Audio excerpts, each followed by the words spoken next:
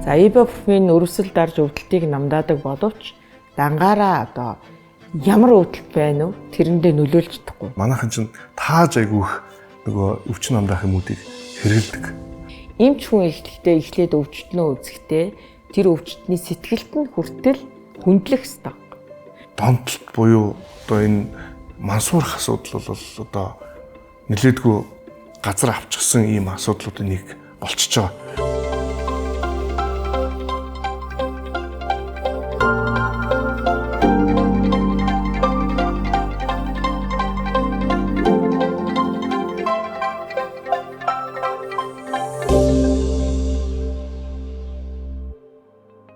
Сайн байцгаана уу? Эрхэм мөндөд үзэгч, сонсогч та бүхэндээ энэ өдрийн мэндийг хүргэе. За ингээд манай Медкастын маань анхны дугаар та бүхэнд хүрэхэд бэлэн болоод байна.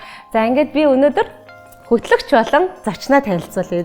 Миний партнер, миний хөтлөгч, хамтран хөтлөгчөөр анагаах ухааны доктор, дэд профессор Эрдэнэ Болгон эмч. Бүгдээрээ цаашдаа эбүү эмч гэж дуудана. За өнөөдрийн манай анхны дугаарт манд хүндэт зочноор уригдсан эмч маань бол Монгол улсын хүний гавьяат эмч, анагаах ухааны доктор, улсын 2 дугаар төв эмнэлгийн мдэггүй зүйл өвдөлт намдаах тасгийн зөвлөх эмч, их төвшин эмч маань оролцож байна. Таны хүрэлцэн ирсэнд маш их баярлалаа. За сайн байцгаана уу? Та бүхэнд энэ өдрийн мэндийг хүргье. Танд ч бас энэ өдрийн мэндийг хүргэе. За ингээд өвдөлт намдаах тасаг гэсэн тийм ээ эмчээ. Тэгэхээр ерөөсөө бүгдээ хамгийн анхны асуултаа өвдөлт гэж юу юм бэ гэд тийм асуултаар эхэллээ. За хамгийн энгийн хариулт бол хүн одоо өвдөж ёо-ёо л гэж одоо өөрт нь тийм мэдрэмжтэй л байх юм бол товчхоноор бол өвдөлт байна л гэсэн үг. Хүн одоо зовиртой маш олон шалтгаанаас өвдөлтүүд маань үүсэж байгаа шүү. Тэг хүн одоо царайн шаналсан ёо ил гэсэн тийм мэдрэмжийг л авсан байвал өвдөд ийна л гэсэн. Их төвшин эмчээ. Ер нь одоо хүмүүсийн өвдөлт мэдрэх төвшин харилцаа адилгүй байдаг. Тэгэхээр энийг одоо хэрхэн яаж ер нь ангилдгийг энийг та ангийн байдлаар бас манай үзэгчдэд тайлбарлаж өгье. За энэ бол маш чухал асуудал. За нэгдүгээр төрх одоо би хэдэн оны өмнө ажиллаж байсан. Тэ хүүхдийн яраа амчиж төрж байгаа их болгон өөр төрх хараншин харагдаг. За энэ нь юутай холбоотой вэ гэхээр өвдөлтийн босхийг тэр төрж байгаа их маань яаж хүлээж авж байгаагаасаа хариу урвал үзүүлж байгаа. За бидний одоо анагаахын судалгаанд өвдөлтөд зориулж хийсэн судалгаа байдаг. 3 ийм төрсөн няра хүүхдийг аваад нэгний няра нь бол одоо дөнгөж төрөнгүүтээ ямар ч тариа-мараа хийлгээ гүгэртэй харьсан. 2 дахь няра нь болохоор вакцин хийлгэсэн. Одоо төрсний дараа. За 3 дахь нэрэн сар орчим одоо нэрэн сэхэн амьдруулахад одоо цагаар тариа хийж, суцаар тариа хийж эмчилгээнд орсон 3 нэрэ байгаа байхгүй. Тэр 3 нэрэг ингээд зөвхөн одоо шууны нэг өд байдаг шүү дээ. Өдний артлаар зүгээр биш. Өдний артлаар ингээд өсгийг ингээд хатгаж үзэхэд энэ 3 нэрэ 3 өөр реакц үзүүлсэн. Нөгөө ямар ч тариа хийлгээгүй хүүхдийн хөлн чөтлөг нэрэ. За 1-2 вакцин хийлгэсэн хүүхдүүл жоохон хөлөө татсан. За 1 сар эмчлэгдсэн хүүхдүүл маш хүчтэй чанга чарлаж өвчиж орилсон. За энээс л үүдээд хүний тэр анхны өвдөлтийн мэдрэмж хүнд ирснээс болоод голомт үүсчдэг. Тэр голомтоос болоод хүн одоо амьдралдаа өвдөлтийг даван туулах, өвдөлтийг хүлээж авах босго нь өөр байд юм аа. Тийм байна тий. Тэгэхээр хүний нөгөө өвчин мэдэх чадвар хүн яг 45 доол хүртэлх тий. Тэр нөгөө төрөлтийн өвдөлт. Тийм тий өвдөлтийг даах чадвартай. Гэтэл төрөлтийн өвдөлт бол 57 доол буюу одоо хүний 20 ясыг зэрэг хугалсантай ижил төвшний тийм өвчин мэдэрдэг гэдэг шүү дээ. Тэгэхээр ер нь гэхдээ ингээд хараад үзэхэд эрэгтэй эмэгтэй хүмүүсийн бас нэг өвчин мэдрэх чадвар арай өөр байдгүй. Эрс ялгаатай. Яагаад гэвэл одоо эрэгтэй хүмүүс бол одоо тэр өвдөлтийн тэр эмэгтэй хүний түүхийг бол үзээг байхгүй, төрж үзээгүй. Тийм утгаараа тэгээ бүр төрлөхөөсөө эмэгтэй хүнд тийм одоо илүү даах чадвартай байглаасаа тийм юу хоримтлагдсан байт юм л. Одоо Монгол улсад ер нь энэ өвдөлт намдаах одоо эмнэлэг зүйн салбарын хөгжил ер нь ямар хөө шатандаа явж байгаа гэж та боддог вэ? Ерөнхийдөө бид нилээд одоо мдэггүй жүлгийн эмчнэр бол 99 оноос хойш энэ хөдөлтийн тухай одоо Австрали эмчнэртэй хамтарч ажиллаад лекци уншаад бид нэр суралцаад жил болгон одоо Австралийн докторууд ирж биднэрт сургалт хийдэг байсан. Тэгээд ерөнхий одоо эхлээд хаалгааны дараах өвдөлтийг бид нэр бол өнөөдөр дэлхийн түвшинд бол хүрч чадсан. Архаг өвдөлтийн талаар бол суралцсан эмч маань жоохон 10% доторх цөөн байгаа. Одоо бол цаашдаа бид нэр энийг олшруулж аймаг болгонд, эмнэлэг болгонд өвдөлтийн одоо клиник байгуулж ажиллах юм бол энэ архаг өвдөлт ч гэсэн хаалгааны дараах өвдөлт шигэ одоо баг болж бид нэр бас дэлхийн түвшинд хүрэх эрмэлзэлтэй л явж байгаа. Яагаад энэ асуултыг бас асууж байгаа вэ гэхээр яг би бол эрүүл мэндийн салбарт мэдээж ажиллаж байгаа. Тэгэхээр энэ чиглэлийг бас илүү их хөгжөөсэй. Энэ чиглэлийн одоо эмнэлэг зүйн салбар маань илүү их сайн хөгжиж хүмүүс өвдөхгүй байна. Хоёрдугаар хамгийн чухал зүйл өөрөөр хэлбэл юу байгаа вэ гэхээр нөгөө манайхан чинь тааж айгүйх нөгөө өвчин амдаах юмуудыг хэрэгэлдэг. Тэгэхээр өөрөөр хэлбэл ямар нэгэн байдлаар эмчээс зөвлөгөө авахгүйгээр энэ өвчин амдаах юмуудыг одоо зохисгүй, замбраагүй хэрэглэсний улмаас маш их одоо гаш нөлөөнүүд гардаг шүү дээ, тийм үү? Тэгэхээр өөрөөр хэлбэл заавал мэрэгжлийн эмчээс зөвлөгөө авч одоо зохистой, замбраатай энэ нөгөө өвчин амдаах юмуудыг бас хэрэгжилж дадаасаа гэдэг үүднээс саяны асуултыг бас асууж байгаа. Тий. Тэгэхээр ерөнхийдөө бол нөгөө өвдөлт намдах бидний хамгийн ойрхон одоо жишээ гэхэд л ерөөсөө одоо архаг өвдөлттэй хүмүүс өвдөлтөд арах гал ибупрофеныг ерөөсөө байнга хэрэглэсээр хагаад нэг өдөр хотоодны шархлаатай болцсон. Хотоодны шархлаанаас цоороод цус алдаж явах жишээ нь. Тэгээ гэх мэтчлэн тэгэхээр нөгөө эмийн зохистой хэрэглээ гэдэг зүйл ерөөсөө огт байхгүй байгаа байхгүй юу? Тэгэхээр энэ тал дээр та ямар хөө санаа бодолтой байдаг вэ? Энэ бол маш зөв асуулт байгаа л да. Ер нь өвдөж байна гэхэд хүмүүс хамгийн түрүүн ибупрофен л уугаад байгаа. За ибупрофен өрөвсөл дарж өвдөлтийг намдаадаг боловч дангаараа одоо ямар өвдөлт байна вэ? Тэрэндээ нөлөөлж чадахгүй. Жишээлх юм бол өвдөлтийг 3 зэрэгээр үздэг л дээ, тий? Бага өвдөлт, дунд өвдөлт, их өвдөлт гэдэг. Их өвдөлтөнд яагаад ч нэмэр болохгүй. За, ер нь хүн ингээд унаад ингээд нөгөө хөлөө хуулъя гэж үү, тий? Хөлөө ч юм уу, гараа ч юм уу. Тэгэхээр маш хүчтэй өвдөлт мэдэрнэ дээ. Тэгэхээр тэр ганц ибупрофен уугаад, эсвэл ганц ширхэг морфин уугаад тэр нөгөө тархинд очисон мэдээллийг бол зогсоочдөг. Тэгэхээр олон эмийн бүрдлэр 2-3 төрлийн өөр өвдөлт намдаах эмнүүдийг нийлүүлжээж нэг удаа хэрэглэх хэрэгтэй байна. Нэг удаа хэрэглээд өвдөлтийн голомтын ингээд дарангуудаа дараа нь үргэлжлүүлээд зүгээр л парацетамол уухад намдах хэрэгтэй. Тэгэхээр яг энэ эмийнхээ хэрэглээг манай эмчнэр зөвлөхдөө ч бас жоохон дутуу зөвлөж шиг болдгийг.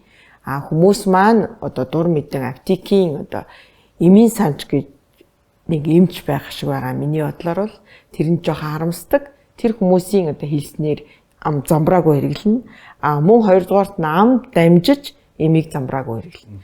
Жишээлх юм бол хөдөө орон нутгийн хүмүүс ихэвчлэн хэрэглээд байгаа өвдгөн өвдсөн настангуудад маань одоо нэг цэнхэр хайрцагтай им одоо 7 хоногт нэг удаа юм уу баг өдөр болгон ингээд тариад нэг 10-ыг тариулчихвал идэгнэ гэж зах зээл нь ч гэсэн тэгж хүмүүст ухуулаад тэгээ аваад нөгөө хүмүүс чинь тэр 30 мг-тай 10 хайрцаг гэхээр чинь 400 мг-ыг тэр хүн аваад асар их тун аваад бөөрийн дутагдалд ороод зүрхний дутагдалд ороод янз бүрийн одоо хөдөө орон нутгийн сэхэн амьдруулахад одоо золгуугаар нас оролт бол ихсээд байгаа. Тэгэхээр миний кейсэн дээр болохоор ийм байхгүй юм чи. Би бол ерөөсөө эмэнд дургүй хүн. Тийм миний толгой өвдөжсэн ч им уудгүй. Тэрөө ингээд ходоод өвдөж гэхээр л манай ээж нош ба уучих те. Тэг зүгээр болчихно гэхлээр хизээч уудгүй байхгүй юу.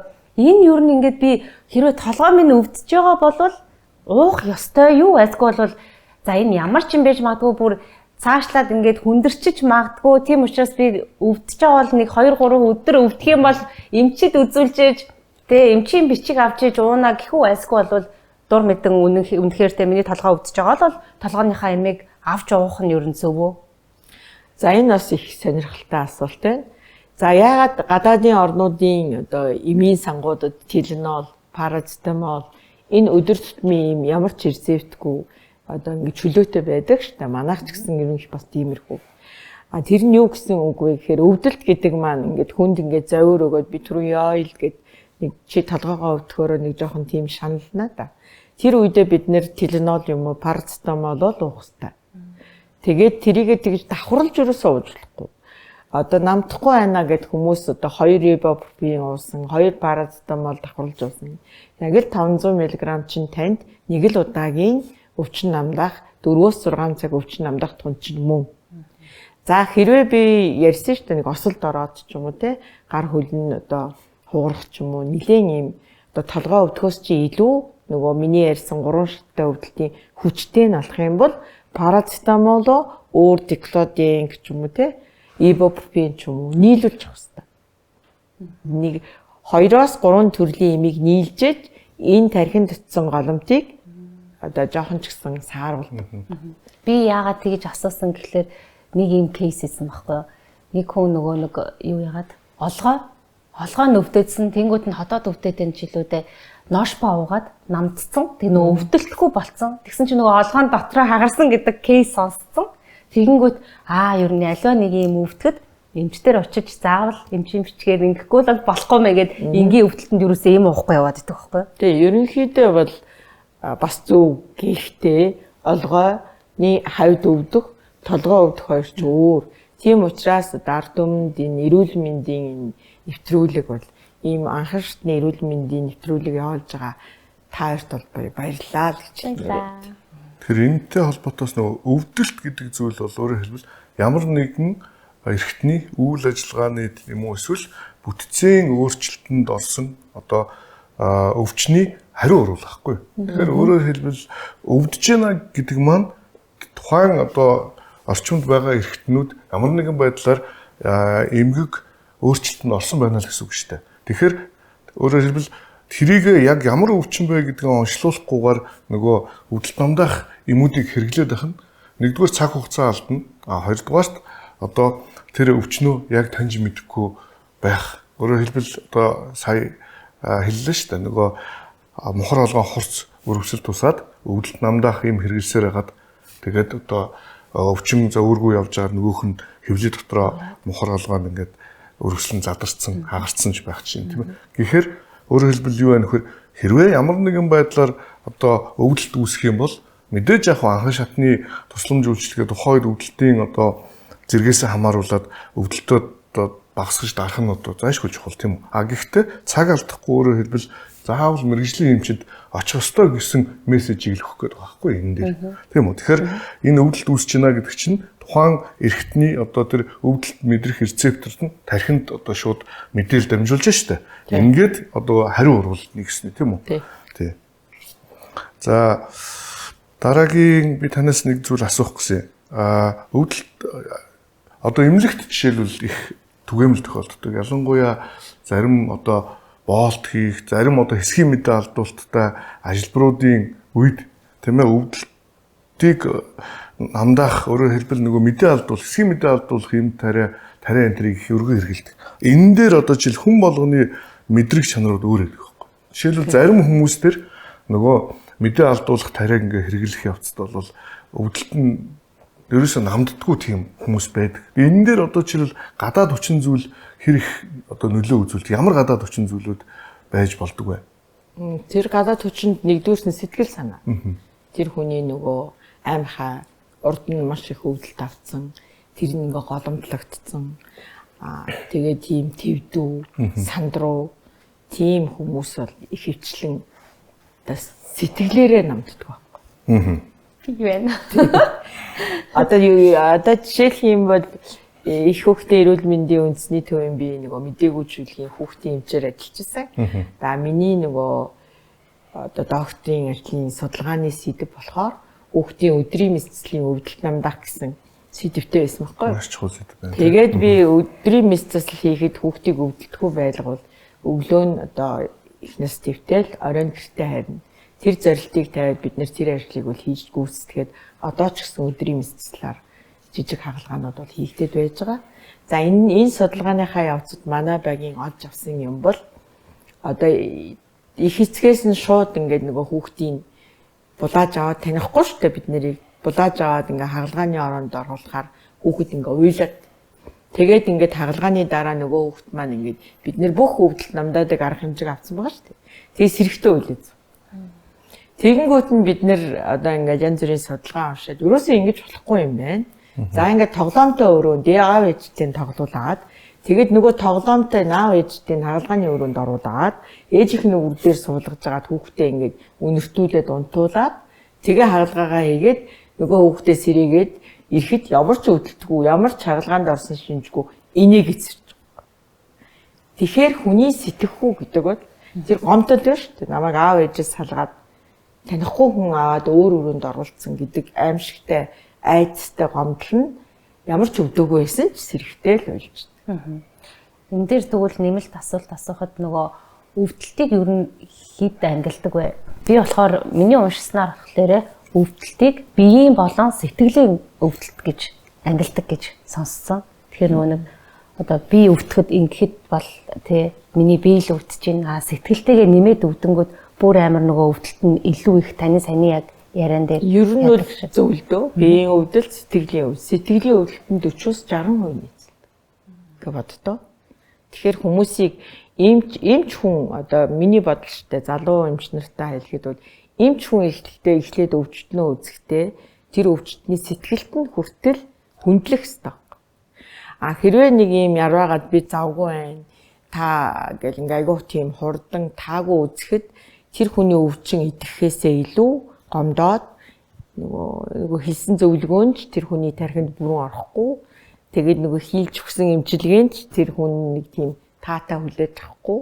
Тийм учраас харьцаа нэгдүгээр тулд маш чухал байдаг. Хүний эмч хүн өвчтнөө идэгүүлээ л гэж бодож байгаа л эхлээд зөв л харьцах. Сэтгэлтэй нь эхлээд харьцах. Харин тийм яг таны түрүүний тэр кейстэй шиг адилхан юм болсон байхгүй юу? Манай ээж гараа хуглаад орж ирж байгаа байхгүй юу? Гэтэ хинч мэдээгүй шүү дээ. Орой нэг халтарч унаад. Тэгээл өөрөө нөгөө Монгол ардын юмараа ингээл нөгөө нэг шавшиж мавшаал тэгээл байжсэн. Тэгээл өглөө болонгот имлэгт очиад үзүүлсэн чинь нөгөөх нь хугарцсан гинэ гэж хэлж байгаа байхгүй. Тэгсэн чинь л ангинаад онсон гэсэн. Тэрнээс өмнө болохоор орой унтахад тий зүг зүгээр хийсэн байгаа байхгүй тий. Тэнгүүт нөгөө амар сэтгэлээрээ ингээд хямардаг. Тэгээл амар өвдсөн гэсэн бүр. Тий, тийм жишээ байгаа шүү дээ. Манай бас нэг хөвгөлтэй жишээсэн. Манай нэг одоо хүүхдийн мдээгүй зүйлийн соёлогч хөлөө угадаад тэгээ гэмтлийн эмнэлэгт нөгөө хөлөнд нь ингээд төмөр хийж ингээд бэхлэн л гэсэн юм байна л та. Тэгсэн чинь тэр нөгөө шүн ингээд нөгөө төмөр хийхээр би өстэй нэр энэ дотор төмөр хийхээр би асар их өвдөн гэдэг ингээд шүнжэнгөө нойргоо бодоод өглөө нь бүр ингээд халуурч бид нарыг би хаалгаанд нь орж туслах гээд өвдөлтийн намдах очиход халуурсан юу хаалгаа мантай болсон. Тийм сэтгэлээрээ өвдсөн. Сэтгэл зүйтэй холбоотой гэдэгтээ бас уялдуулаад бид нараас нэвтрүүлгийн өмнө бас хоорондоо ярилцчихлаа шүү дээ. Нөгөө дорн дахны одоо үзүүл йогийн асуудал үзүүлбэрүүд байдаг. Нөгөө хадаасан дээр одоо гიშгээл явдаг, хагалсан шилэн дээр явдаг. За тэгэл нөгөө галаар үзүүлбэр наадуулдаг юм тэр. Өөрөөр энэ бол цэвэр нөгөө нэг сэтгэл зүгээ бэлдсэн. Өөрөөр сэтгэл зүйн маш бэлтгэлтэй. Тэрнгээрээ одоо өөрөөр бид тэр өвдөлтийг мэдрэхгүй байгаа юм байна л гэж ойлгож байна. Ялгаа байхгүй л одоо нөгөө махан биетэй ийм болгоо шүү дээ. Тэгээд хин чиг байсан тэгэл тэр нөгөө хагархаа шилэндээгээр ингээл гიშгэл явахд чинь өвдөхөөс гадна зарим нь зоогдол ингээл цус мус одоо гарна шүү дээ тий. Тэгэхээр яагаад тэр хүмүүс тэндээгээр яваад тэр арзгар хадаасан дээр хөвтөөд дээрээсээ ингээл одоо бахан хүн гიშгүүлээд хахад тэр өвдөлтийг мэдрэхгүй байна гэдэг бол одоо төвшин эмчи хэлснээр бол ер нь нөгөө өвдөлт нь сэтгэл зүй бол баг тий 60 хүртэл хувийн одоо 40-60% үүрэг гүйцэтгэх гэдэг маань маш чухал байгаа дээ шүү дээ тийм ээ. Тэгэхээр ер нь бол одоо тэр асуудал бол айгүй чухал юм аа. Тэгэл одоо тэр манжийн дарлын үед жишээлбэл нөгөө 9 эрүүг одоо даун гэдэг. Тэр манжууд чинь хамгийн одоо хүнийг зовоож өвтгөх тийм аргыг хэрэгэлдэг л байсан байгаа юм л да түүхэнд. Тэгэл хамгийн эхлээл хумс руу хулс шаадаг, тэгэл банзаддаг. Тэгэл нөгөө тоосоо суулдаг энэ төрөл. Тэгэхээр Өөрөөр хэлбэл өвдөлтөөр л тэр хүмүүсийг ерөөсөө ирүүг давуулж чадахгүй хүлдэг байсан. Тэгэхээр нөгөө сайн ирчүүд нь бол тэрийг авж гардаг байсан одоо юм түүх байдаг. Тэгэхээр бол тэр сэтгэл зүйн маш хаттай хүмүүс нь л үндсэндээ бол тэрийг давж гарч туулж гарч чадчихсан байна л гэдгийг бол одоо түүхээс бас бид нар тий ингээ харж болохоор байна л гэж. Миний бас нөгөө эмч дээр очихосоо өмнө бас нэг хэрэгжүүлдэг юм гэх юм уу? Хүмүүст одоо хин төхөд нөгөө одоо би ч айгүй айцтай явж байгаа шүү дээ. Энэ нэмч одоо намайг яг яаж үзэх бол гэж боддог байхгүй юу? Миний яг очих юм. Тэгээ айгүй айцтай очино. Тэнгүүтээ нэг цагийн өмнө ч юм уу очичдаг. Тэнгүүт ойчрлоод хүмүүс сууж байгаа шүү дээ. Тэнгүүт тэдрээсээ мэдээл авчдаг байхгүй юу? Энэ яг яаж үздэг вэ гээл те. А тэнгүүт нөгөө үзүүлсэн хүмүүс маань хэлээд өгчдөг хоорондоо яриад эн чинь ингээд ингэчтий нөх өвдөлт байхгүй ингэдэм байх тэгдэм байх гингүүд процессыг би өөрөө бодоод ингэм байх. Тэгвэл тэр үед нь ингээд тайван байх хэрэгтэй байна. Ингэм байх гэд яг нэг үйлчлүүлж байгаа хүмүүстэйгээ яриад тайвширсныхаа дараа эмчтэр орцчихдаг байхгүй. Тэр бас чухал асуудал. Тэгэхээр одоо өөрөө нэг бие бэлдэж сэтгэл зүгээ бэлдэж орно гэдэг чинь ер нь бол чухал шүү дээ. За түвшэмж энэ одоо ер нь ингээд таны клиникт ингээд ажиллаж явах явцад одоо ямар эрхтэн тогтолцоонд ямар одоо өвдөлтүүд те өвчл биш өвдөлттэй хүмүүс хамгийн их хандж байна. Ер нь бол нэгдүгээрт бол маш их тийм таргалалтай. Тэгээд таргалалт биенжээ их байгаа учраас тулгуур ярих нурууны өвдөгний өвдөлтүүд бол архаг өвдөлтүүд бол асар их ирж. Тэгээ хөдөлгөөний хомсдолтой байна. Тэр нь хоол одоо юундаа бас буруу байна. Хөдөлгөөн хийхгүй байна. Тэгээ сэтгэл санаагаар бас тийм жоохон бохимдуу, жоохон одоо ядарсан тий эдийн засгийн хувьд бид нэр бас тийм хангалттай байгаа биш нь энэ хүмүүсийн одоо архаг өвдөлт энэ өвдөж байгаа сэтгэл санаад бас хүчтэй нөлөөлөд байгаа юм шиг харагдаад байна. Нилээн одоо ядарсан хүмүүс нь илүү их өвдцэн ирдэг. Их шаналцсан, хоолунд нь тутмаг юм уу, өмсөн зуусан эсвэл одоо өөр хүүхдийнхээ аж амьдрал жоохон муу байгаа юм уу. Тэр хүмүүс нь л илүү их одоо шаналсан царайтай, ядарсан царайтай л харагддаг та. Тэгэхээр бас л нийгэмтэйгээ л хамаардаг. Тулгуур эрхтний өвдөлтүүд энэ сүүлийн үед их байх шиг байна, тийм үү? Таны хэлснээр бол түг юм л байна. Тий. Нөгөө биеийн жингийн илүүдэлтэй. За тэгээ дээрэс нь гадна насны одоо онцлог байна шүү дээ. Тий, насны зэрэгжилтээс яг үнэн тий. Ингээ харахаар одоо жишээлбэл ингээд над дээр ч гэсэн ингээд ханддаг байхгүй юу? Одоо нуруу өвдлөө, өвдөг өвдлөө, сэр нуруугаар өвдлөө гэдэг ингээд. Тэгээд их түвшин эмч одоо зааж өгөөд ингээд явуулдаг.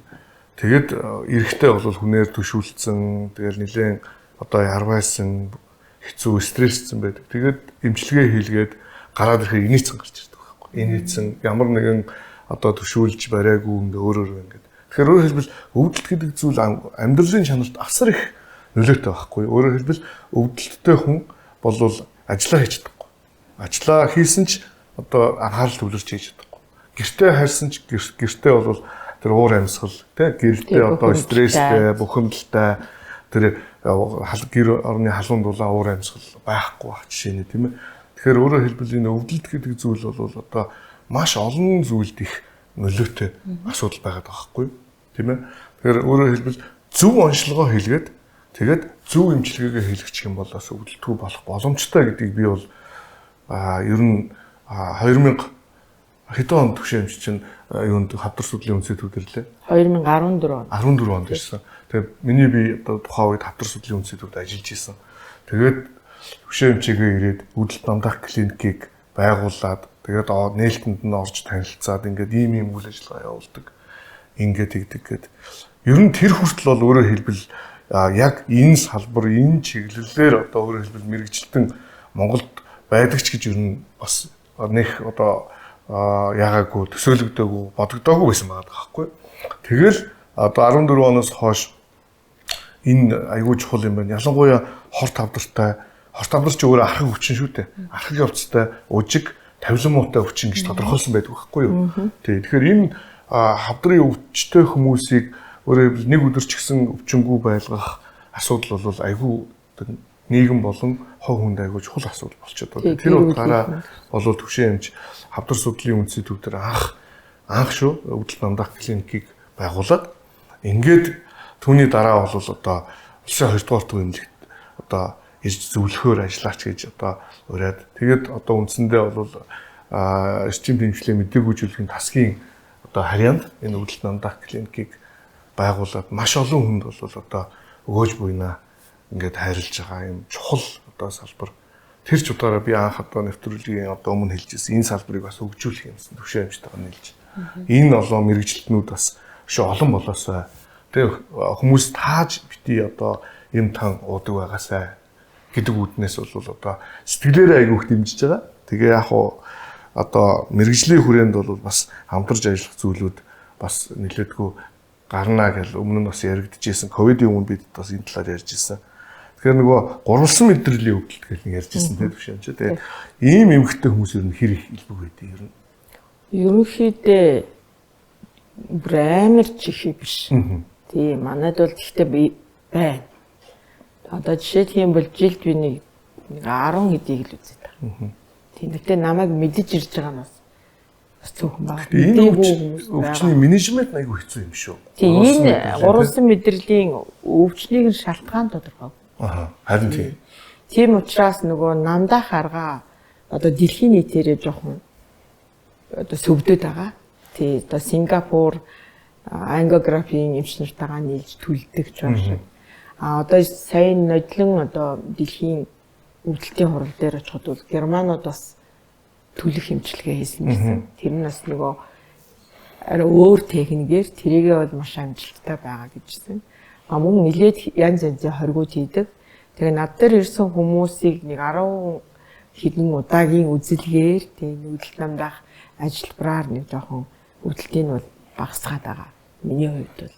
Тэгээ цаашдаа одоо залуу эмч нартайгаа нийлээд Германы, Сингапурын хийж байгаа төвшөнд бол очих хэрэгтэй. Аблац эмчилгээ хэлээд байна тийм. Тэгэхээр энэ хараа хоёр бол ингээд хоорондоо яриад ойлголцоод байгаа байхгүй тийм нөгөө гурвалсан метр л энтер гэдэг. Тэнгүүт би мэдгүй байхгүй. Яг яаж тийм ямар өвдөлтийг тэгж хэлээд байгаа юм те. Тэгэхээр энэ бол миний хоёрын ярианаас ойлгосноор бол нөгөө өвдөлтийн чинь 0-аас 10 хүртэл хэмжүүртэй байгаа даа ш тий. Тэнгүүт ер нь 10-ах нь гэсэн үг үү? Хамгийн аймаар өвдөлттэй гэсэн үг үү? Гэхдээ одоо шалтгаан тодорхойгүй байгаа. Нэгдүгээр тэр өвдөлт нь болохоор нэг шүд ахуулсан ч юм уу тухайн хүн одоо багадаа нөгөө салхин цэцгээр өвдсөн. Тэгээд салхин цэцэгнийх нь вирус гэж байгаа шүү дээ тий. Тэр вирус нь архаг ингээд хадгалагдаж явж байгаад ингээ ядарсан, тэр хүнийг стрессцэн, бухимдсан тийм үед нь тэр мэдрэлийн гэмтээгээд байгаа. Бас нэг тийм юу байгаад байгаа. Тэгээд онцлоход бас заримдаа их амархан юм шиг мөртлөө зарим нь би өөр оншилж чадахгүй тохиолдолж гарч ирсэн. Нэг хүний яг ингээл чих орчмоор нь л энд нь 10 хэдэн жил өвдсөн. Тэгэл байнга өвдөл ингээл ярваагаад явдаг юм уугаал. Тэгэл нөгөө австрал зөвлөгтөөгөө би ингээ хамт үтсэн чинь докторынхээ энэ салхин цэцэг хийжээ туссан гэж байгаа байхгүй шүү. Тэгээд би та салхин цэцэг гэдэг өчнөөр хүүхэд байхдаа туссан уу? Туссан л ингэсэн. Тэгсэн чинь наад хүн чинь салхин цэцэгний вирус нь чихнийхэн мэдрэлийг гэмтээсэн байна уу? Тэгэхээр хүүхэд байхдаа туссныхан дараа л мэдээ. Одоо бүр хөгшрөө шүү дээ. Тэгсэн 60 эд нас. За наад хүндээ амитриптлин гэдэг имийг 3.1-ээр чи 6 сар уулгачих тэгэл намдна.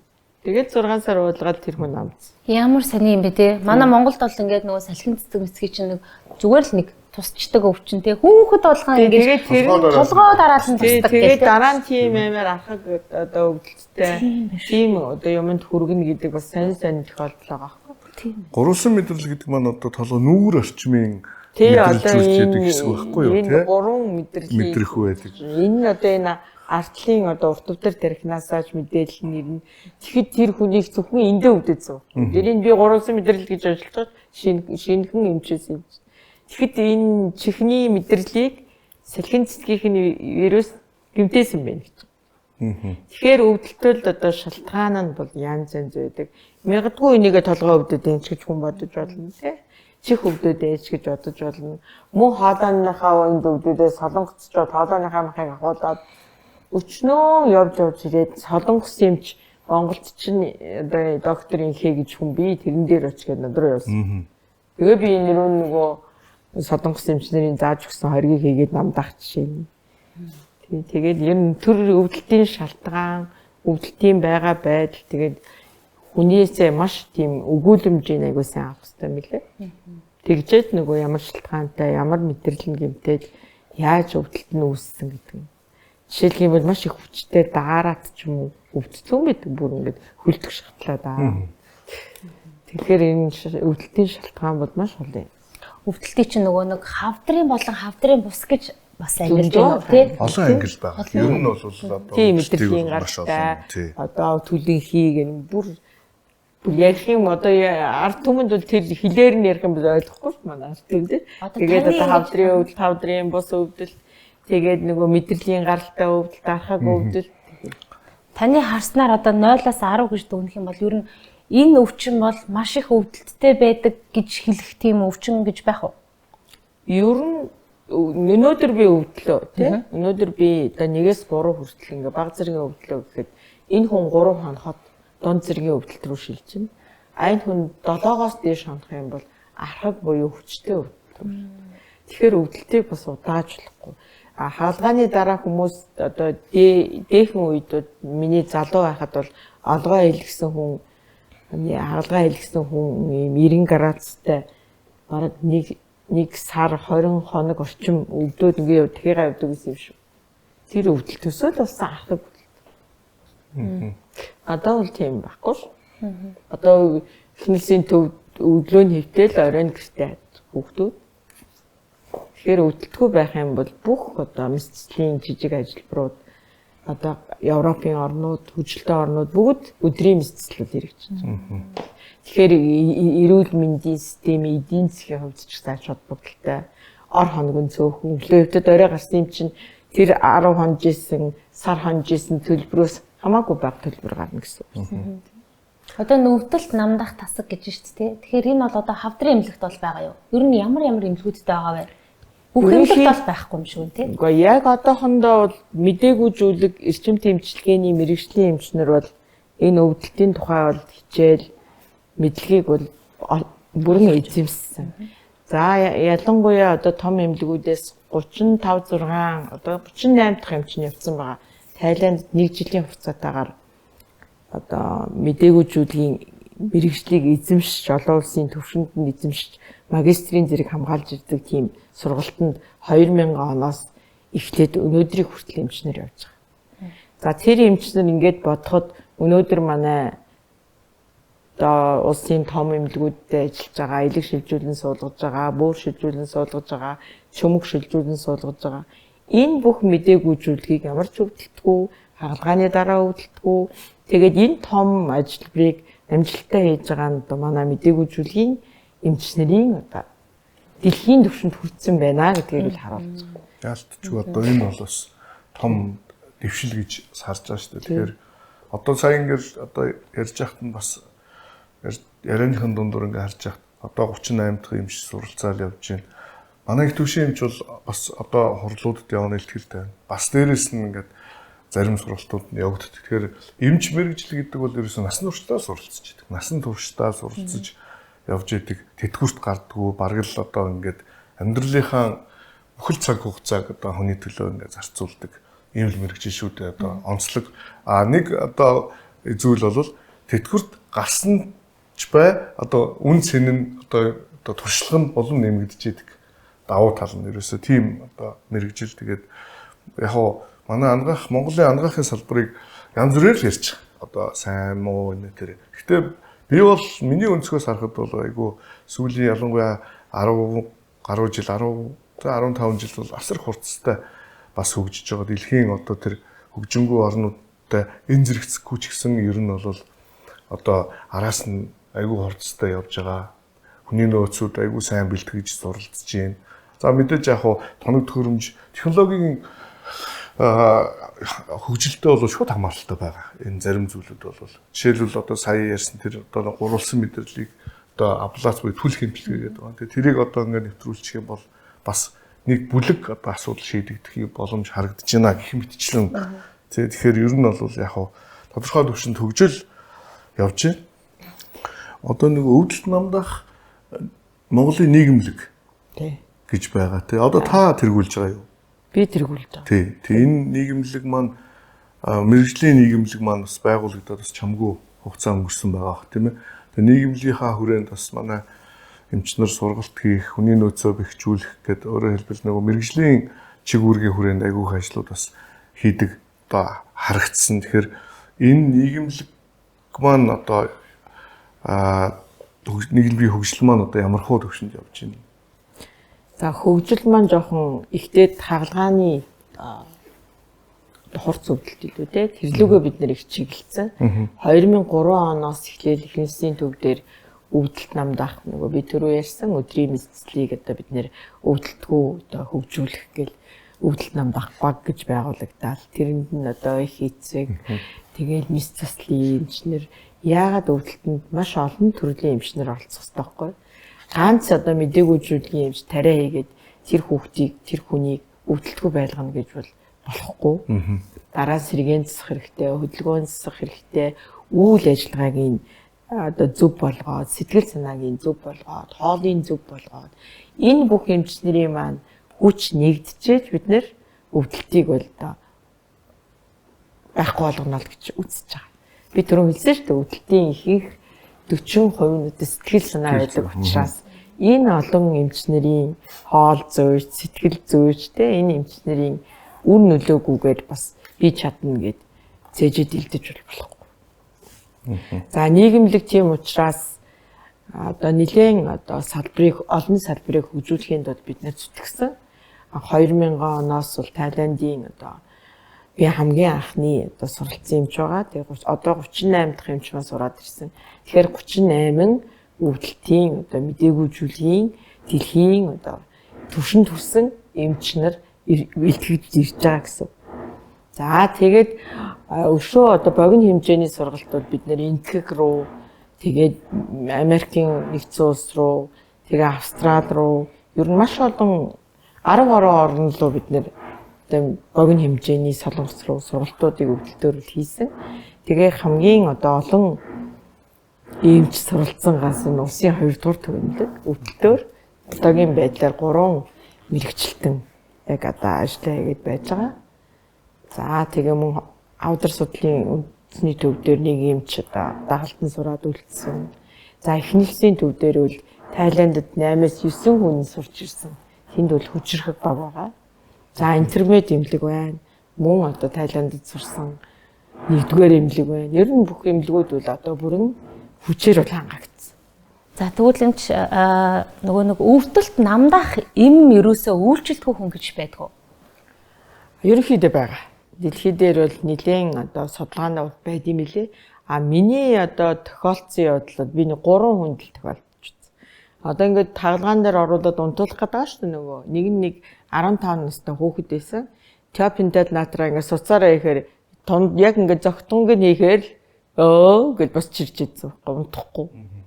Тэгээ судлаад үзэхээр нөгөө хүмүүс маань тэр юмд юусоо унтахгүй.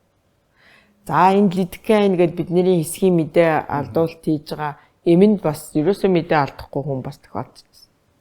Яаж чийгээд пимбитл нь хийгээд зүсгэхээр арилаад байдаг. Уул нь бол тэрэнд нөгөө нэг асуумж байдаг ч тийм нөгөө та алкоголик бодис хэрэглэдэггүй, тамхи татдаггүй гэдэг асуумж бид нар бавсан. Тэр чинь бүр хүүхэд биш үү тий. Тэгэхээр бүр төрөлхийн тэр эмийг мэдэрдэггүй тийм тохиолдол байна тий. Бүр одоо бүр огт мэдэрдэггүй ч хүмүүс бас байдаг гэсэн судалгаанууд бас байна. Тэр тохиолдол бол хэцүү юм тий. Нөгөө эмнэлгийн тусламж үйлчилгээ шаардлагатай авах арга хэмжээ авахд тий ер нь бол аюултай шүү. Эрсдэлтэй. Тэгээ тэр хүн дээр одоо яаж мис заслал хийсэн бах вэ? Тэгээ бид нар өөр юмэр өөр бодис ашигласан тий. Энэ яг хуу өвдөлт намдах юмтай холбоотой бас нэг одоо зүгээр нийгэм тулгараад байгаа нэг асуудлыг бас ярмаар санагдлаа ярихгүй харахгүй асуудал. Одоо миний одоо практикт тий миний одоо ажиллаж явах хугацаанд өөрөөр хэлбэл өвдөлт намдах эмийг одоо удаан хугацаагаар хэрэглээд яг тухайн үед одоогийн шиг тийм олон сонголт бас байхгүй цаг үе байсан байхгүй юу? Өөрөөр хэлбэл нэг өвдөлт намдаадаг эм маань харьцангуй цөөхөн. Тэгээд нөгөө өвдөлтийн зэрэгээс хамааруулаад л одоо төвшөмчийн хэлснээр эмийн сонголт янз бүр байгаа шүү дээ. Тэгэхээр нөгөө сэтгэс нөлөөт эмийг заавал хэрглэж нөгөө өвдөлтөнд намддаг. Опоид бүлэг гэж одоо ангаахын нэршлэр нэрлэн л дээ. Гэх мэтчлэн тийм ээ. Тэгээ эдгээр одоо эмүүдийг хэрглэж иж заавал нөгөө нэг юу яадаг. Өвчин намдаж тайвширдаг тийм. Гэтэл яасан гэхээр нөгөөх маань явцдаа нөгөө эмэндээ донтсон байхгүй. Удаан хэрэглээ донтоод өвдөхгүй ч заавал тэрийг хэрглэж иж өөрөөр хэлбэл таашаал авдаг болцсон. Сэтгэцэнд хит их нөлөөлөл үзүүлсэн байгаа байхгүй. Тэгэд сүүлийн үед бол одоо энэ донтолт буюу одоо энэ мансуурах асуудал бол одоо нэлээдгүй газар авчихсан ийм асуудлуудын нэг болчихж байгаа. Тэгээ мансуурна гэдэг чинь бол одоо тэр сэтгэц тархинд л одоо шууд нөлөөлөл үзүүлээд нь шүү дээ өөрөөр хэлбэл. Тэгэхээр эдийг одоо юугаар орлуулж болох уу, яах вэ гэдэг энэ асуудлууд нэлээд их яригдчих. Нөгөөтэйгүр одоо сошиал орчинд одоо ингээд заримдаа ингээд ороод үзэхээр ялангуяа одоо миний одоо тэр хүнд өвчин туссан өвдөлттэй байгаа тийм юм тариа олдохгүй байна. Тийм ээ, ялангуяа тэр саяны дурдаад байгаа тариануудыг нэлээ эрэлхийлээд байгаа байхгүй. Тэгэд тэрийг өөрөөр хэлбэл тиймэрхүү одоо өргөдүүлэх тактиктай зар тавьж олж авч хэрэгэлдэг хэсэг бүлэг хүмүүс нийгэмд бас нэлээдгүй болчихсон байгаа. Тэгэхээр одоо тэрэнд нь бас хууртаж зүгээр яадгийг мэдээж хүмүүс чинь өрөвч зайлган сэтгэлтэй хүмүүс зөндөө байгаа шүү дээ. Тэгээд одоо жишээлбэл нөгөө яг мөн чанартай тэр имийг хэрэглэж исэн одоо автаа ч юм уу ээж ойртныгоо хэрэглэж исэн хүмүүс нэг илүүчлээд өгд юм байл та. Өгөнгут шууд одоо юу гэдэг мөнгө төгрөгөөр нь худалдаж авангуудаа гараал шууд ингээд тарьж исэн тохиолдлыг би бас харж исэн байхгүй. Тэгэхээр энэтэй холбоотой бас асуудлууд нэлээх байгаа. Тэгээд одоо бас л одоо нийгэмд нэлээд гүд хөвгтэй асуудлууд нэг болоод байгаа шиг байна тийм ээ. Тий. Одоо энэ өвдөлтийн эмч, өвдөлтийн мэрэгжилтэн гэдэг бол одоо яг ингэж байснараа энэ эмийн хэрэглээг ийм байдалд хүрэхгүй төлөө ажилтдаг нэг чухал одоо бас эмчнэр байхгүй юу? Жишээлх юм бол одоо би түрүү ярьсан ингээд маш хүчтэй ингээд одоо хөлөө хуглаад маш хүчтэй өвдлөө гэхэд нөгөө морфина, парацетамолтой ингээд гурвалсан имээр ингээд нэг л удаа хэрэглэх хэрэгтэй. Тэгээ маргааш нь зүгээр л теленол явууч уух юм уу эсвэл парацетамол авахд нөгөө ихний өндөр хүчтэй цочирсан тархины цочрлын ингээ гурвалсан морфин-спинараа нэг л удаа өгөөд арчна. Дараа нь хэрэглэх шаардлагагүй байхгүй. Тэрийг урдчлан нөгөө тэгж мэддэггүй байсан учраас нөгөө морфиныг л одоо бараг л цагийн ойртуулаад л өгөөд идэв. Өгөөд тариад ахаар нөгөө хүн өвдөлтөнд намдсан ирнэ нөгөө юмнээсээ таашаал авдаг болчихдог. Одоо тасчдаг гэдэг юм те. Тийм тохиолдлууд одоо гардаг, сэргийлдэг учраас энэ өвдөлтийн одоо эмийг өгтөө яг ямар ангилын өвдөлт вэ? Их өвдөлт байгаа мó, дунд өвдөлт байгаа мó, бага өвдөлт байгаа мó гэдэгт нь тохирсон эмчилгээ хийжээж энэ таслаас нь сэргийлэх хэрэгтэй. Яг зүг байна тий. Тэгэхээр өөрөөр хэлбэл яг ихний тийм одоо ялангуяа нөгөө одоо тухайн ямар нэгэн ажил булч байдаг юм уу тий. Тэр дараа хүчтэй өвдөлтийн намдах зорилгоор одоо тэр эмийг тодорхой төвшөнд хэрэглээд тэгээд урт хугацаанд бол нөгөө опоид бус сэтгэц нөлөө үзүүлэх юмүүдийг санал болгох нь зөвлөх нь одоо өөрөөр хэлбэл манай энэ эмчнэр мэрэгжлийн эмчнэрэл бол гол одоо өөрөг гол одоо арт түмнийг аврах тийм. Одоо бол энэ зүгээр энэ одоо чин намдаадаг одоо таблеткаар юмнуудыг сүүлийн үед нөгөө нэг залуучууд мансуурах гээд одоо бурусанд найруулаад суцаараа игээд үгсэн 20 гаруй тохиолдол. Бүр аимшигтай байгааз. Тэгэхээр энэ залуучуудад хандаж хэлэхэд бол та нар одоо ийм гомоо юм хийж те өөрийнхөө алтан амь насыг зүгээр нэг ийм усанд найруулсан юмыг суцаараа хийж өөртөө хүлж ийн гэдэг бол маш төвчээргүй, маш болгоомжгүй, маш ухамсаргүй одоо үйл явдал болж байна л гэдгийг арт түмэнд бас сануулмаар байгаа юм даа. Маш харамсалтай байна тийм ээ. Энэ бол одоо тэгэхээр нөгөө 10 гаруй хүүхд гараад хайруулад 20 хүүхэд нас орсон гэсэн тийм саяхны судалгаа бий уушижсэн. Саяхан тоо гаргасан. Ялангуяа өсвөр насны хүүхдүүд, залуучуудад бол иймэрхүү үзэгдлүүд бас нэлээдгүй байх шиг байна тийм үү? Уг нь бол урд нь нэг тийм илүү байгаагүй. Энэ сүүлийн жилүүдэд нэг тийм бие биений амд амьдсан тийм л ингээд уугаад нойр хүргэдэг тэр чинь те. Тэгэхээр тэр нойр хурж мансуурах хүчин чадлыг л ашиглаж байгаа л ухаантай юм шиг байна. Даанч харамсалтай 8 насаа хүний үчид байгаа. Ер нь одоо зүгээр өвдөлт намдаалт гэдэг маань зөвхөн эмээр тариагаар тийм ээ одоо байхаас гадна өөр ямар одоо аргууд ер нь байдгүй. Зөндөө бол арга байна тий. Сэргэн засах ийм одоо халуун юмар, хүүтэн юмар, тэгээ нөгөө ийлэх аргаар, массаж хийх аргаар тий. Жишээлх юм бол бас нэг сонирхолтой өвдөлтүүд байдаг шүү дээ. Хүн ингээ аварт ороод гиг гинт хүлэн ингээд нөгөө машин дайрагдаад хүлэн байхгүй болж л дээ. Одоо энэ өвдөгнөөсөө доошоо ч юм. Тэгээд нөгөө тухайн хүндний маш их хүчтэй өвдөлт нь тэр агшинд нөгөө байхгүй үлнийхний эрхийн уруу ч юм уу өвддөг. Тэгэхээр нөгөө ампутац хийснийхэн дараа тэр нөгөө байхгүй үлнийхний эрхийн уруу өвдөд байгаа. Зөвхөн энэ тархин дотор нь мөн зүсөө ахуулсан хүн зүс нь маш их өвдөд хаалгаан дороо гараад ирэхээр байхгүй зүс нь өвдөд. За энэ юутай холбоотой юм бэ гэхээр нөгөө сэтгэл санааны нөгөө голомттой ч холбоотой байхгүй. Тэгээ энийг одоо яах ёстой вэ те энэ өвдөлтөөс яаж гарах вэ гэхээр хуурах ажиллагаа гэдэг байхгүй.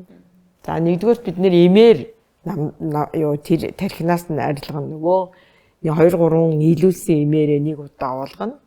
За хоёрдугаарт нь ингээд толь тавьж байгаад нөгөө за энэ гар нь энэ хуруунууд нь байхгүй нөгөө хөл байгаа шүү дээ. Тэгэхээр нөгөө толио зөрүүлж тавиад талент нөгөө хүнийхээ тархинд таны эрхийн уруу байж тий. Тэ ингээд өдөрт нэг 20 минут хүү таны уруу чи байж гин гэдэг. Ингээд хахаар нөгөө хүний чинь тархин байгаа юм байна өвдгөө. Тэгэхээр маш олон одоо аргаар өвдөлтийг намдааж болно. Маш уг нь маш сонирхолтой, маш тийм хөгжиж байгаа салбар. Ер нь бол сэтгхүүтэй л одоо харьц гэдэг. Одоо ингээд өвдөлт гэхээр чинь за ингээд дараад өвдлөө тэгэнгүүт нэг тархинд нэг сенсор ажиллаад байна л гэсэн үг байх тий. За ерөнхийдөө ингээд нэг юу байдаг шүү дээ. Ингээд хүмүүсийн тааламж маш гоё ингээд шоколаданд дуртай хүн байгаа шүү дээ. Тий ингээд шоколад тэгэхээр ингээд аюу сэтгэлийн халамжтай болдог. Тэр шиг тэр нөгөө өвдөлтийн сигнал чинь тэр нөгөө шоколад арх мархинд очдог юун дээр голомт дээр байдаг гэсэн. Тэгээд яра хүүхдүүдийн нөгөө бидний одоо нөгөө судалгааны ажил дээр одоо нэг хүртэлх насны хүүхдүүдийг ингээд тарихдаа аманд нь ингээд нэг 20% нэг глюкоз ингээд өвдчихээр тэр зүү хатгаж байгаа тарианы өвдөлтийг мэдэрдэг баг. Амар хөөрхөн байна тийм. Тэгэхээр нөгөө чихрэн ингээд нөгөө тархинд замгаалаад шүү. Тэгээд нэг хүртэлх насны хүүхдүүдийг бид нэр хагалгааны дараа юм чихрэн соосоо тэгээд ийм ингээд нөгөө 20% нэг глюкоз аманд нь ингээд цагаар тусаадаг. Тэгэж бид нэр намдаадаг судалгаа хийсэн. Тэр бас аягүй сонирхолтой. Сонирхолтой судалгаа тийм үү?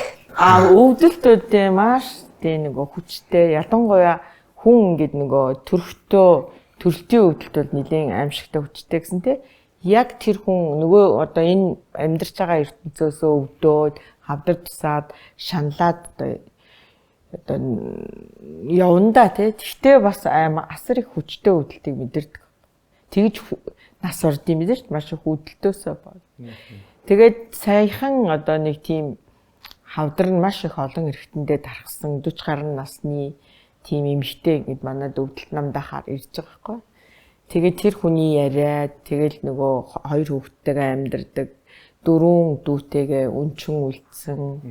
Тэгээд тэр хүний царай, тэр хүний шаналсан байдал бол үнэхээр аимшигтай. Тэгээ өвдөж байгаад маш өвчтэй өвдгөрөө таг гэдэг ингээд ухаалтчдаг хэсэг обморкт ороод бүр тийм хүн таарлцсан. Тэгээ тэр хүнийг ингээд эрентген дээр өвдөлтийн намдаагаад амаар нь өөртөө байсан эмнүүдийг өгөөд тэгээд наалт хэлбэрээр өгөөд тэр хүний өвдөлтийг би эмч хүний хувьд би дарах ёстой л гэж тухайн агшиндаа бодоод дарсан. Дарахад тэр хүн бүр мэлэртлээ уйлаад дагаж аваад дүүн уйлаад дээрээс нь одоо би совлогчтайгаа уйлаад тий дөрүүлээ тийм одоо бас хэцүү байдалд бол сайхан орж ирсэн. Тэгэхээр хүний тэр өвдөлтийг тий бид нэр эмч хүний хувьд бид нэр ингээд дараад хэсэгэн хугацаанд ч гэсэн ар гэртээ үр хүүхдтэй 50 одоо байлгаж агаад нөгөө ертөнц рүү явуулах арга бол байгаа шүү гэдгийг хэлмээр тий. Болно шүү. Энэ нь жохон л нэг эмнийхээ эмх замбраа, эмх зэгц тий. Дарааллыг л одоо өвчтөндөө хэрэгжилчих юм бол намддаг. Тэр шиг нөгөө өргүү бол баяа, өвчнгүү бол жаргал гэдэг шиг тий. Манай багш бас хэлжсэн юу гэж хэлжсэн гэхээр ер нь эмч хүн бол хүний өвчин өвдөлтөнд дасаж болохгүй л гэдэг зүйлийг хэлжсэн. Тэр бол ерөөсөө санаанаас гардгүй. Өөрөөр хэлбэл одоо мухар олгой хурцаар өрөвссөн хүн одоо баруун хэвлийн баруун доод талаар ингээд өвддөг. Өвдөө шаналал ороод ирэхэд дарж үзээд оншилчод. За угаасаа мухар олгой хурц өвдөлтийн үед өвддөг шүү дээ. Тэ өвддөг, өвдөх ёстой гэдээ ингээд орхио гараа авч болохгүй л гэсэн санаа байхгүй юу. Тэгээ тэр оншилдсан бол дараагийнх нь арга хэмжээг хурдан авч тэр хүнийг тэр зовоороос зовлонгоос салгах ёстой, хэлтүүлэх ёстой л гэдэг мессежийг өгч ирсэн. Тэгээд ер нь бол одоо хоош сууж болохгүй мал гэдгийг хэлж байгаа. Зөвхөн эмнэлэгт биш ч байсан ерөнхийдөө бол өвдөөд ингээд гэртээ им уучаад гүрийгээр байгаад хүмүүс байдаг байхгүй. Байгаад байдаг шүү дээ. За тэгж жагаад гайгүй болчих. Эмнэлэг рүү ер нь явахгүй гэдэг ингээд суугаад байдаг. Тэгэхээр энэ бол асар буруу байхгүй. Заавал одоо үзүүлж оншоо тогтоолгож тэр зовлонгоос салахын тулд тийм ээ заавал мэрэгжлийн эмчт хандах хэрэгтэй. Тэгээд дээрэс нь тэр эмийг бас яг уу мэдээж зохистой хэрэглээ байх хэрэгтэй шүү дээ. Бид нар өмнө ярьсанчлан тэр анхан шатны өвдөлтийг дарах хэмжээнд бол эмийг хэрэгжилж бас болох юм тийм ээ. Тэгээд тэрийг урт удаан хугацаанд хэрэгжилж ерөөсөө болохгүй, архагшуулж болохгүй. Тэгээд одоо тэр өвчнөө бүр сэтэртэл нь одоо тэгээд өвчин амдах уугаад хэрэглээд яваад болохгүй ба гэсэн мессежийг өгж байгаа. Тэгэхээр энэ бол хоёр талтай байна шүү дээ. Энэ бол мэдээж иргэний үүрэг, дээрэс нь ар гэрийн халамж бас айгүй чухал. Жишээлбэл одоо манай салбарт ч гэсэн байгаа. Ер нь хавдартай хүмүүс дандаа ингээд үйлчлүүлдэг. Тэгээд би бас хэлдэг байхгүй гэрийн хатанд нь энэ таны одоо хэн нэгэн бай тий одоо ингээд аав нээж нахан нэгчин байлаа гэхэд ганц эмнэлгийн салбар, эрүүл мэндийн салбар эмч энэ өвчнөд тэмцдэг зүйл биш ээ. Энэ бол 50%. 50% та бүхэн. Өөрөөр хэлбэл ар гэрийнх нь хайр халамж. За тэгэл тэр одоо дэглэм сахих олон зүйл байна шүү дээ. Тэгээ энэ дээр одоо гэр бүлийн одоо нөгөө асуудлууд бол айгүй чухал байхгүй. Тэгэхгүй одоо эмнэлэгт хэвтээд эмчлүүлээд хагалгаа илгэчлээ за гэртэн гараа за айгүй болчлоо гэд ингээд орхичдаг асуудал бол байдаг. Одоо яг хаалгааныхны явцад бол төмөн хүн гэрнэ шүү дээ. Нөгөө хаалгааны гадаа зүгээр тэгэл очор багшилдаал ингээд байгаад идэг. Яг мөн чанартай хэрэгтэйтэй цаг үедээ тэр хүмүүс маань тэр хүндээ өөрөөр хэлбэл тэр хайр халамж тэр юугаа тэ одоо зүйлээ гаргах хэрэгтэй байхгүй. Зөвхөн тэр эмнэлгийн гадаа овоорох асуудал бол биш. Би бас энийг бол үнэхээр хэлмээр санагддаг.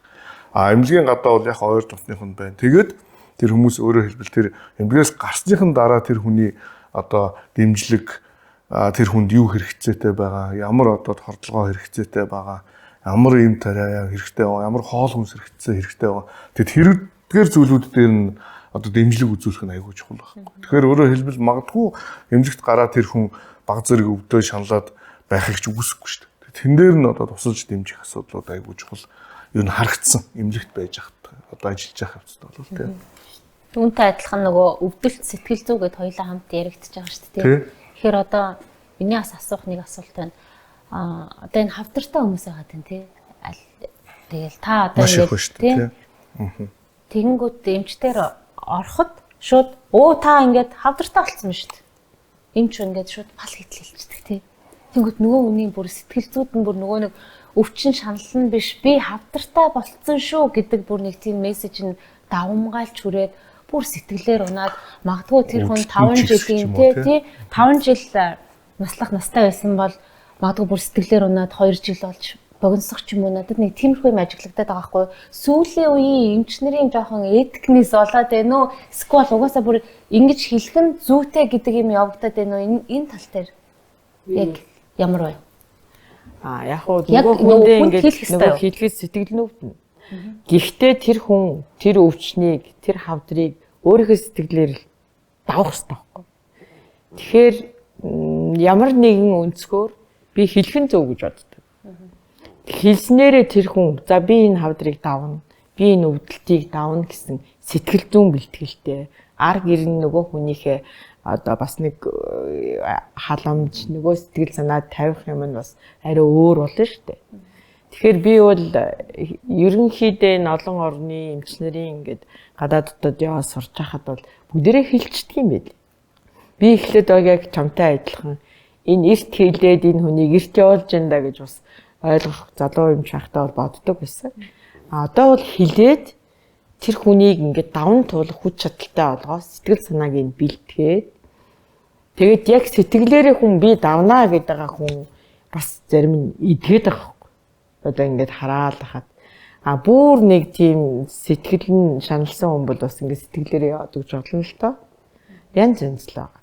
Тэгээ хавдрын одоо өвдөлттэй хүмүүсийг бол одоо манай өвдөлтийн клиник одоо гадаадын одоо сурч явахд бол ерөөсөө маш халамжтай анхаардаг.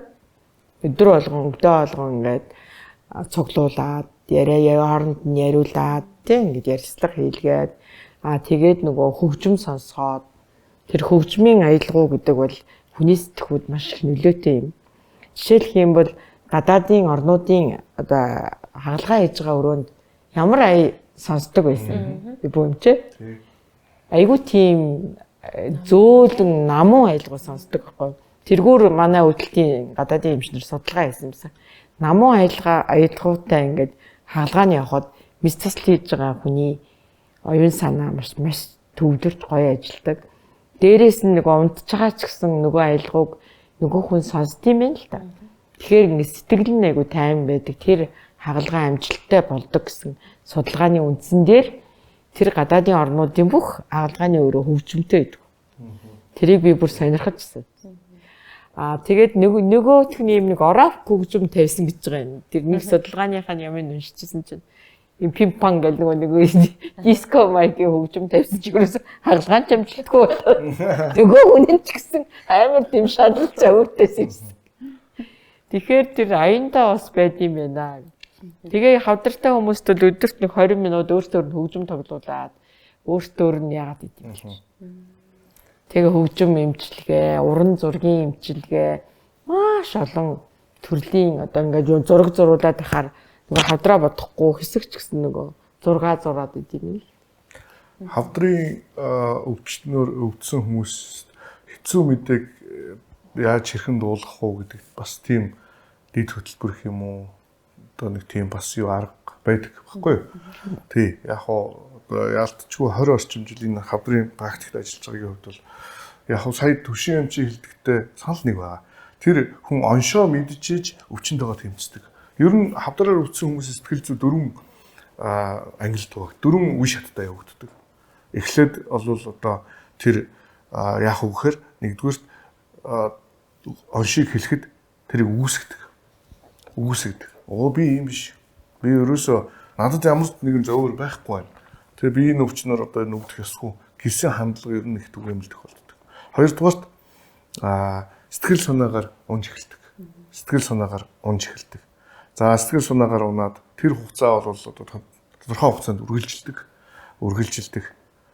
За тэгээд гуравдугаарт тэр сэтгэл өвчнийхөө гарц гаргалаа хайж эхэлдэг. Өөрөөр хэлбэл хаана ямар сайн эмч байна. Тэ би энэ өвдөлтөө яаж одоо дарах тийм болцоо гэдэг хайж эхэлдэг. Гуравдугаарт тэмцэж эхэлдэг. Тэрийг олчихно шүү дээ. Ямар нэгэн одоо сорс буюу их усүрийг олж авах нь шүү дээ. Нэг эмч юм уу юм л. Тэгээд дөрөвдүгээр шат нь тэмцэж эхэлдэг. Тэгээс тэр үе шат аягүй чухал байхгүй. Тэгэхээр би бас ингээ шавнартаа бас хэлдэг байхгүй. Эмч хүн бол нэгдүгээрт эмнэн тийм үү? Эмчлэн. Хоёрдугаарт сайн сургууль мөжүүлэгч байх хэрэгтэй. Тэр нь болохоор одоо өөрөөр хэлбэл шав бэлтгэх биш. Хүмүүст эрүүл мэндийн боловсрол олох байхгүй. Зөв талаас нь эмээг тайлбарлаж өгөх. Гуравдугаарт сайн сэтгэл зүйч байх хэрэгтэй.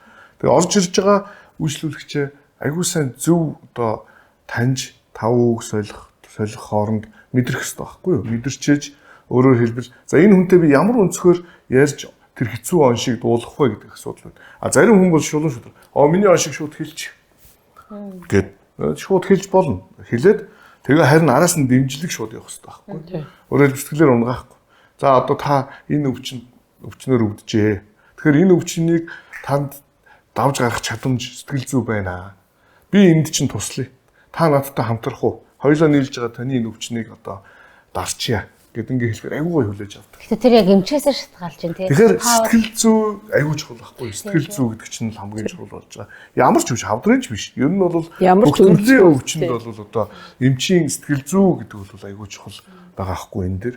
Тэгэхээр анх баг оншийг хэлж байгаа эмчил хамгийн чухал байгаа байхгүй тий. Эндээс яг тэгж хэлэх гээд байгаа. Тий. Яг хэлэхдээ тэр эмчийн өнгө өөр багсахгүй тий. Одоо би таны өвчнийг эдгэж чаднаа гэсэн тий. Хоёлаа чадна. Итгэл Эмшил өгөх хэрэгтэй байгаа. Одоо би бол өвдөлтөд орж ирсэн хүнийхээ та 50 бэ. Би энэ чинь эдгэх талаас нь одоо ингэ танд тусалчия. Тэгээд магадгүй нэг 7 хоногийн дараа өвдөл дахиад ирнэ. Өвдөхгүй л та тэгээ итгэжнэ л. Тэгэхээр тэр хүн итгэл нь шал өөр болол царайц нь өөр болол. Тэгээд би энийг одоо яагаад төвшөөрөмж дээр би өвчлөө ш тариа хэлж байгаа байхгүй. Нуруу өвдөд би 2008 онд одоо нурууны хасгаа хэлгээд тэгээд тэрнээс хойш гайгүй байжгаад үе жоохон ингэ сэдрээд ингэ өвдөд. Тэгээд 2 удаа баг мөлхөж төвшөөрөмж дээр орж байгаа байхгүй. Орсон тэгээд али ороод ир эвчин тариад гээ сэп хийгээл гараа явна штэ. Яг мөн чанарыг мэдж байгаа байхгүй юу? Өвчнийх нь ингэчгээр энийг ингээд ийм имчилгээ хийчихээр бол ингэчдэгэ гэдэг нөгөө онл практикийг хослуулад мэдж байгаа хүн чинь аюу гос. Тэгээд би чи ингээд сэтгэлээр унж дахиад хаалгаанд орох хэмжээнд болчоо. Одоо тэгээд дахиад нурууны ясны хаалгаа гэдэг чинь бол бас л чангад аваа штэ. Тэгээд ороод ямар ч хэрэггүй наа чи одоо ингээд тариа найруулаа л гээл. Тэгээд намайг чи хэвтээд имчилгээ хийлгэж авах чинь зүгээр 960 юм ярьж байгаа юм чинь нөгөө түүх тэгээд одоо инэдми янз бүрийн одоо зүйлүүд тэгэл яриад тэр хооронд ч баг өвдөлтөө битггүй гараа явчих واخгүй намайг ингээд старуулчаад тэг айгүйх одоо юмуртай гоё юм ярьдаг байхгүй тэгээд төвшөөм чи өрөөнд ороо суугаа юм ярихад бас их сонирхолтой би чинь өөр дээрээ бас өрөөл дээр ч гэсэн одоо тэрийг сонсч ирсэн орж ирсэн хүмүүстэр бол одоо та ирээд одоо энэ үзээ аль бол өвдөлтийн ингээд намтахад үгүй сайхан одоо болох штэ энэ төр гэдэг ингээ хэлэхээр хүн бол ингээ сэтгэл нь царайны хойрол мөрөл ингээ шал өөр болоо явцдаг. Тэгэхээр энэ бол одоо ганц одоо зүгээр төвшөөрөмчийг одоо магтаж ярьж байгаа асуудал биш. Ер нь нөгөө нэг энэ сэтгэл зүй гэдэг чухал менежмент хамгийн гол нь аюул олон зүйлийн одоо хослол зүйлүүд байна л да. Мэдээж онлоо мэддэг. Дадлаг буюу одоо чадамжтай. Тэгээд дээрэс нь хүний сэтгэл зүйтэй ажиллаж чаддаг. Ийм байж өөрөөр хэлбэл өвдөлт намдаалал гэж үзэж байна. Тэгэхээр өвдөлт гэдгийг бол зүгээр захын бас ингээд эмчнэр намдаад биш. Зүгээр захын аптекаас ийм аваад уудаг асуудал биш юм аа гэдгийг өнөөдрөөс хэлэх гээд байна тийм ээ. Тийм. Бас нэг сонирхолтой жишээ байгаа. Одоо айгүй том тарган бүдүүн одоо зол байгаа шүү дээ тийм. Тэгэхээр ингээд миний нурыг нь хатах гэж байгаа нэг 15 см зүг хараад ухаалтлаа ээж байгаа. Тэгэхээр тэр өшөө ингээд нэг хагалгаанд ингээд өвчтнүүдээ ингээд бид нэр оруулахаар одоо яг ингээд өвчтнээ хэвтүүлэхээр хажууд нь нөгөө хагалгаа хийдэг нисцэслийн багцнууд ийдэг юм байна л та. Тэрийг ерөөсөө эхнээсийн төвд бид нэр дал болгосон байна. Бид нэр яагаад далд болгосон гэхээр нөгөө би хүүхдүүдээс ингээд нэг зураг зурулахгүй юу? Хагалгаанд орохосоо юунаас айж нэг бас судалгаа хийсэн. Тэгсэн чинь ингээд яг насаараа өөр юм зурсан. За нэг 4-5 настай хүүхдний нөгөө дээрээс нь навчцооны гэрлэнээс айсан. За нэг жоохон том болоод 11 хэдтэй болоод ирсэн чинь нөгөө багшнууд чинь ингэ зурцсан. Бүр ингээ үзүр дээр нь ингээ цустай зурцсан. Хүү энэ ягаад цус улаан зурцсан чи гэсэн чинь намайг зүсгээр эн чинь цустай болт юм байна. Энэ шал аимшиг байсан гэж. Тэгээ тэрнээс хойш ихнэлсийн төвийн бид нар яриад нөгөө хаалганыхаа хүүхдийг ороход ерөөсөө нөгөө багжаа ингээ битүүлдэг. Тийм, бүр унтцсан хойно нь нөгөө ариун давгаас өгдөг.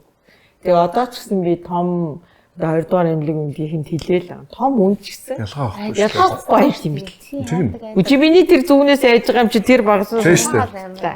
Тэгээ айгаад ингээд хамаг бие агшаагаад хамаг судсаа ингэсэн хүн чинь дараа нь магадгүй булчингээ өвдөлтөв.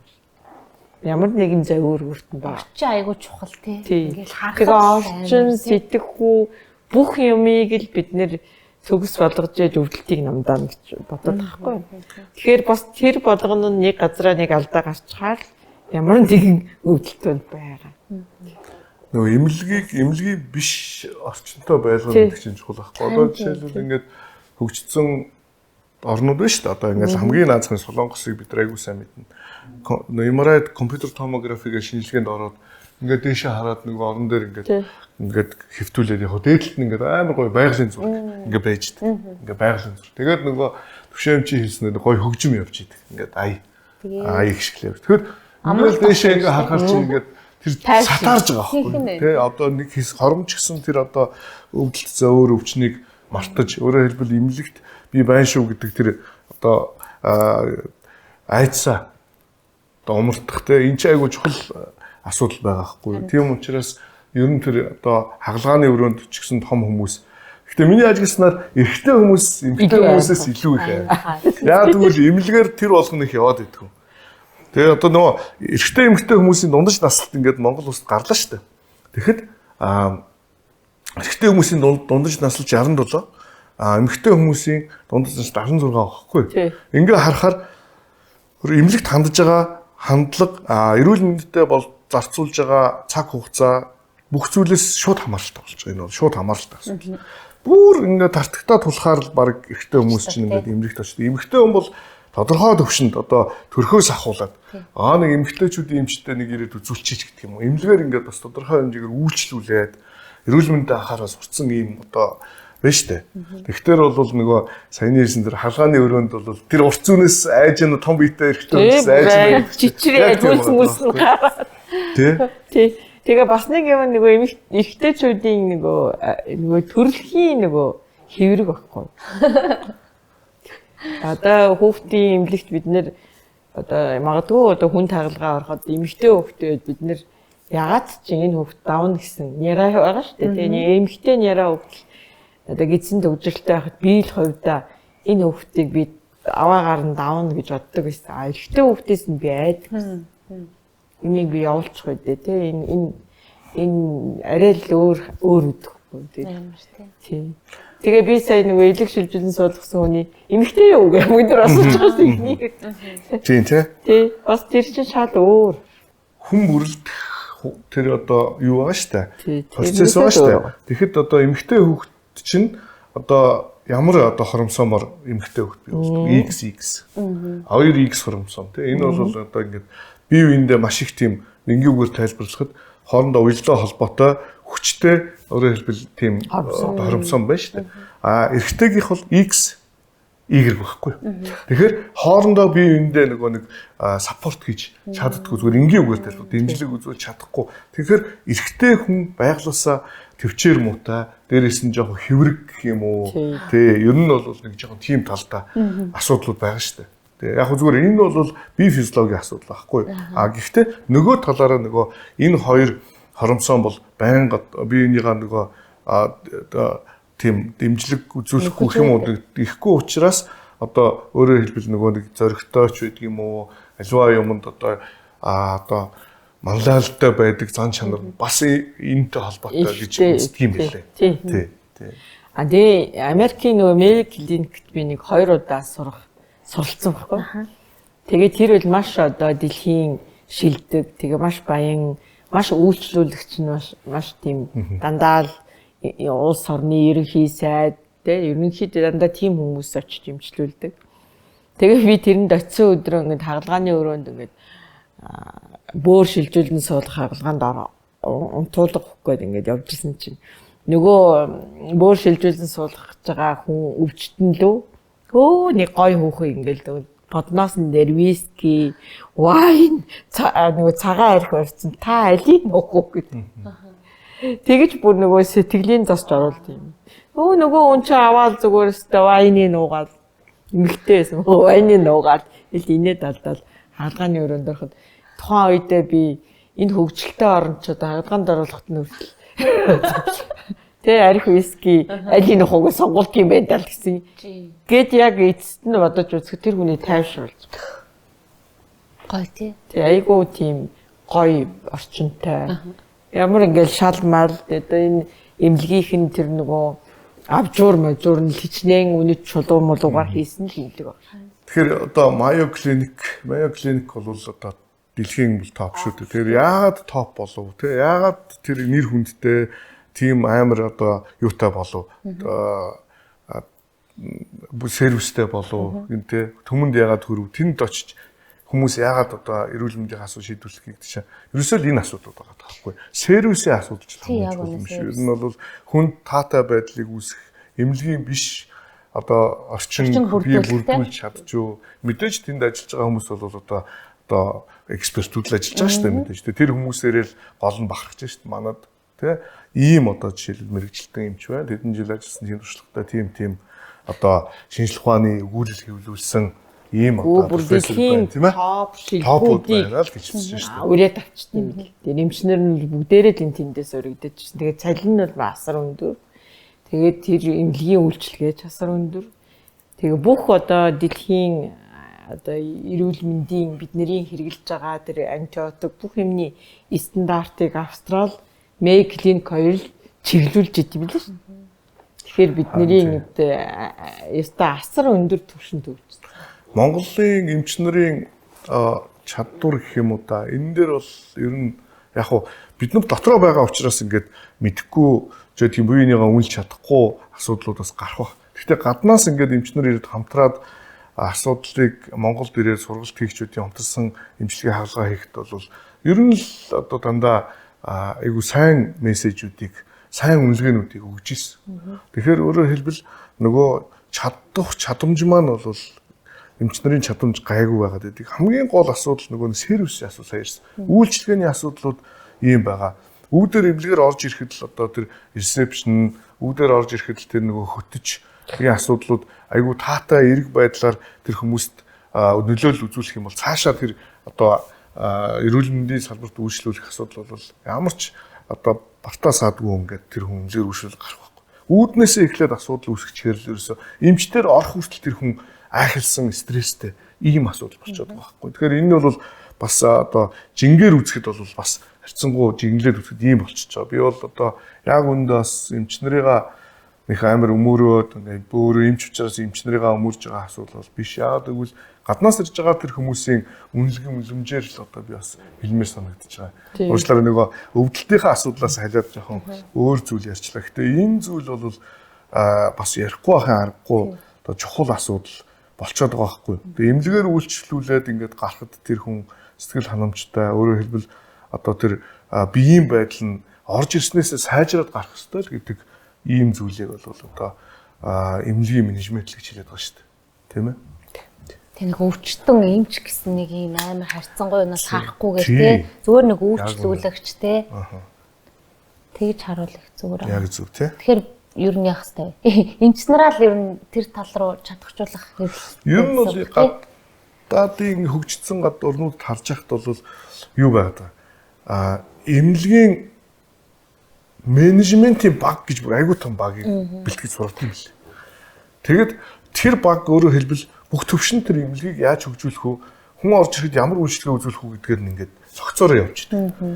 Тэгэхээр эмнэлгийн дарга бол зүгээр менежер гэхгүй. Менежерүүдийг л удирдах байгаа хүн. Багцлж удирдах байгаа хүн. Тэрнээс биш одоо нөгөө бүр ингээд дахиад залцсан одоо хүн биш шүү дээ. Тэгэд манад нэг дутагдaltaй зүйл харагдж байгаа нь сайн одоо гайгүй одоо эмнэлзэн салбартаа явж байгаа хүмүүс ингээд эмч болоод эмнэлгийн дарга болоод тавьчих байгаа. Энэ бол одоо өөрөөр хэлбэл айгүй буруу тогтолцоо л гэж би харж байгаа. Эмчлэх хүн чинь менежмент тал руу. Японд бол жишээлбэл эмнэлгийн дарга ямар хүн байх вэ гэхээр менежер хүн байх. Айгүй сайн. Тэгээ менежментийн багын доороо байждаг.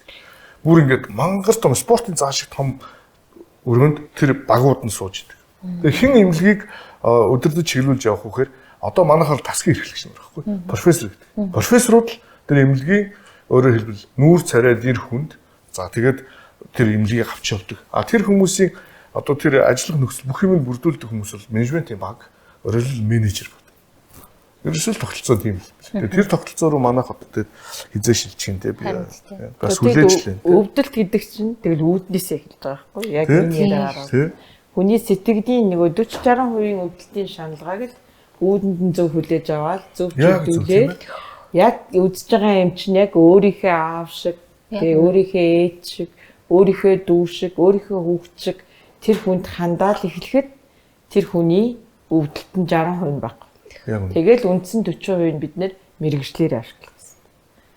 За бид нэр ингээд нөгөө эхнэрсийн төв дээр би бага сайн бүрдүүлсэн гэд магтсан шүү дээ тий. Одоо 8-9 хүн Тайланд сурцсан нэг баг болцсон. Тэгээ ажиллаад Швейцарын одоо мдээгүй зүйлгийн эмчнэр жил алган ирж биднээс нөгөө зааж байгаа шүү нөгөө нэраг яаж унтуулах юм бол тэгээд нөгөө анестез мдээгүй жилийн албаны 50 жилийн ой болоод нөгөө ирсэн Швейцар анестезига бид нэр 50 жилийн ойд та ингээд нөгөө Монголын одоо мдээгүй жилийн эмчнэрт сэтгэгдлээ хэлнэ үү гэдэг яриулахгүй юу. Тэгсэн чинь нөгөө Швейцарын эмч чинь би энд Монголд ирж ингэж би нөгөө заах биш. Би Монголоос энэ Монголын одоо хүүхдийн мдээгүй зүйлгийн эмчнараас би их юм сураад буцаж байна. Би няра хүүхдийг унтуулж үзээгүй байжгаад энд ирж унтуулж сурчаа буцаж байна гэдэг юм. Тэгсэн чинь лавж багш нөгөө 50 жилийн киног яг 50 жил болоод кино үзэхэд би нөгөө лавж багш анхны мдээгүй зүйлгийн эмчи хажуу суухгүй юу? Яг одоо хүндлээл ингээд ураа суулгаад тэр киног үзэх акшнд яг тэр нөгөө юу явсан чи лавж багш ингэ надад харав. Энэ Швейцар үнэ яриад байна уу? Тэгэхээр нэрээ одоо таны шавнар чинь ингэж хөгжсөн байна. Тэгэхээр бол манай эмчнэрийн төвшин бол би хөгжсөн л гэж. Тэгэхээр яг эмнэлгийн менежментийн зөв болгочих юм бол биднэрт одоо дарахгүй өвдөлт гэж би байхгүй шүү тий. Бид нэр багаараа би түрүү хэлсэн шүү дээ. Нэг хүн би ганцаараа эм өгөөд тэр хүнийг намдаачихгүй. Бид нэр сэтгэлийн, хоолын, хөдөлгөөний бүх юмыг одоо багаараа ээжж тэр хүн үнэн итгэлтэй л байх юм бол өвдөлтнө. Цогцсон юм дүү. Тийм цогцсон менежмент гэж баг хэлэхээр байна шүү дээ. Тийм ерөнхий тийм учраас л өвдөлт намдах клиник гэж байгаа байхгүй эмнэлгүүдэд. Одоо 2 дугаар эмнэлэг дээр бид нэр өвдөлтийн төв нээхээр зориод ажиллаж байгаа. Тийм. Тэгээд одоо баяртай мэдээ хэлэхэд бол 4 сараас одоо хөдөөний бүсүүдээсээ 5 бүс байгаа шүү дээ. Ховд аймгийн бүс, Эрдэнэтийн бүс гэх 5 эмчийг одоо 5 сарын хугацаатай сургаж өгөөд бид нэр явуулахаар 5 бүс маань өвдөлт ярддаг хүнтэй болно. Маш зөв асуудал шүү тийм ээ. Тэгэхгүй бол баян үлгийгээс нуруу нөгдөөл ирхий. Тийм ховдоос ирхий. Тэр хүний өнөөдөр эдийн засгийн амьдрал нь ямар байгаа вэ? Тэр хүнийг нэг хүн дагаж ирнэ. Нэг нурууны өвдөлтийн төлөө. Тэгэхээр би тэнд нэг хүн сургаад өгөхөд бол тэр хүн хаашаа ирэхгүй л нөгөө эмч тэр.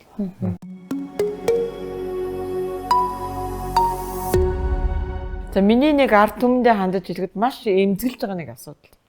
За яг ингээ бие биенээс амд амжин эмээ хэрэглээд байна. За яг хятад улсад үйлдвэрлэсэн ийм одоо бүгдээрээ мэдчихэж байгаа цэнхэр ийм хайрцагтай 40 мг-ийн метилперднислон гэдэг энэ бол одоо гормон тий. Энийг маш бага тунгаар бид нэр өрөвсөл дардаг, өвчин намдаадаг эмэндээ хэрэглэдэг. Тэгэхээр нөгөө тийм нь дангаар нь одоо булчинда 10 ийм блоконыг тарьжээ. Юусе 7 хоногт нэг ч нүү зарим нь өдөр болж эмчийн зааваргүй. Ямар ч эмчийн зааваргүй. Бүр энэ нь зах зээл дээр бүр ингээд тэрийг хүмүүс ингээд борлуулагдгийг мэдээд ингээд одоо хар зах дээр хүртэл байж байгаа. Би судалж үзсэн. Одоо аптекаас ингээд асуухаар дорс гаргаад. Тэгээ метилперднислон байна уу? Хятадын гэхэд гаргаад ирдэг. Би өнө зүгээр өвчтөн болж авч байгаа шүү дээ, тий. Тэгэхээр энэ асуудлыг бол ингэж эмх замбраагүй хэрэглэснээр юунд хүрж байгаа юм бэ ард түмэн маань. Тэгэхээр тэр эмнийг гаж нөлөөнө. Зөвхөн нэг жоохон баг тун өрөвсөл намдаад энэ өвдөг нь хавдаад байгаа хавдрын жоохон болгоно. Өвдөлтийн нэг 7-аас 14 заа нэг сар ихтэй өвдгийг багасгана. Тэрэнд нь шунаж, тэрэнд нь болж байн хэрэглээд тахаар одоо хавгна. Тэр нөгөө гормоноос болоод их тунгаар хийхээр организм хавгна. Дээрээс нь бөөрийн дээд тулчрахад нөлөөд бөөрийн дутагдалд орно. Тэгээд даралт нь ихсэн. Даралт нь ихснээс болоод харвна. Энэ тохиолдол бол одоо хөдөө орон нутгийн одоо манай захын одоо эмнэлгүүдэд золгуугаар нас оролт бол асар ихсэн байна. Энийг манай бас мдээгүй зүйлгийн эмч судалгаа хийсэн. Сүүлүүд нэлээд тохиолдож байгаа юу? Зүүндөө сүүлийн одоо нэг 5-10 жилд үл энэ асуудал аяг. Уг нь энэ чинь бол жороор болох хэрэгтэй юм уу? Жороор байтугай тэр юм нь ер нь зөвшөөрөгдсөн юм уу? Яг тэр би тэрийг сайн мэдэхгүй байна. Одоо зүгээр нэг ганцгаар л ирээнээс л оруулж байна. Баг тунгаар хийгээд өөрөөр хэлбэл одоо нэг ампул нэг балконд 40 мг метил преднизолон баг. Тэрийг бид нэг өвдгөнд хэрэглэхдээ 4 хүний том байхгүй. Тэр хувааж хэрэглэх нь шүү дээ. Тэгэхэд тэрийг 10 ширхгээр 400 мг-ыг нэг хүн өөртөө тарьчаад юм гэсэн. Асар их дааврын өөрчлөлтөнд оруулаад. Асар их дааврын өөрчлөлт тэр нь гаж нөлөө нийлрээд нөгөө хүн тархлаад бүр ингээд жинэн ихтээд зарим нь ингээд хавгнаад бүр асар их өөрчлөлттэй хүмүүс над дээр ч ахилсан.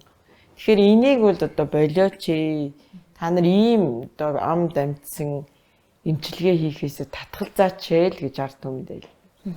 Яг үүнтэй адилхан энэ бол сая яг нэг эм дээр хэлж байгаа шүү дээ. Тэгэхээр яг үүнтэй адилхан одоо жишээлх нь толгой өвддөг хүн толгойн өвчнгөө намдаахын тулд одоо тэ парацетамол гэдэг юм уу юу гэдэг те уугаал явж итэл гів гинтхэн нөгөө харуулт гэдэг юм бас тохиолдож болох уу? Ер нь ямар нэгэн парацетамолыг их хэмжээгээр ууж хэрэглээд бас илэгний дутагдалд орно шүү дээ. Ер нь эм болгон бол цаана эмчилгээ биш үү? Зарим тохиолдолд тэр чинь хор болно шүү дээ.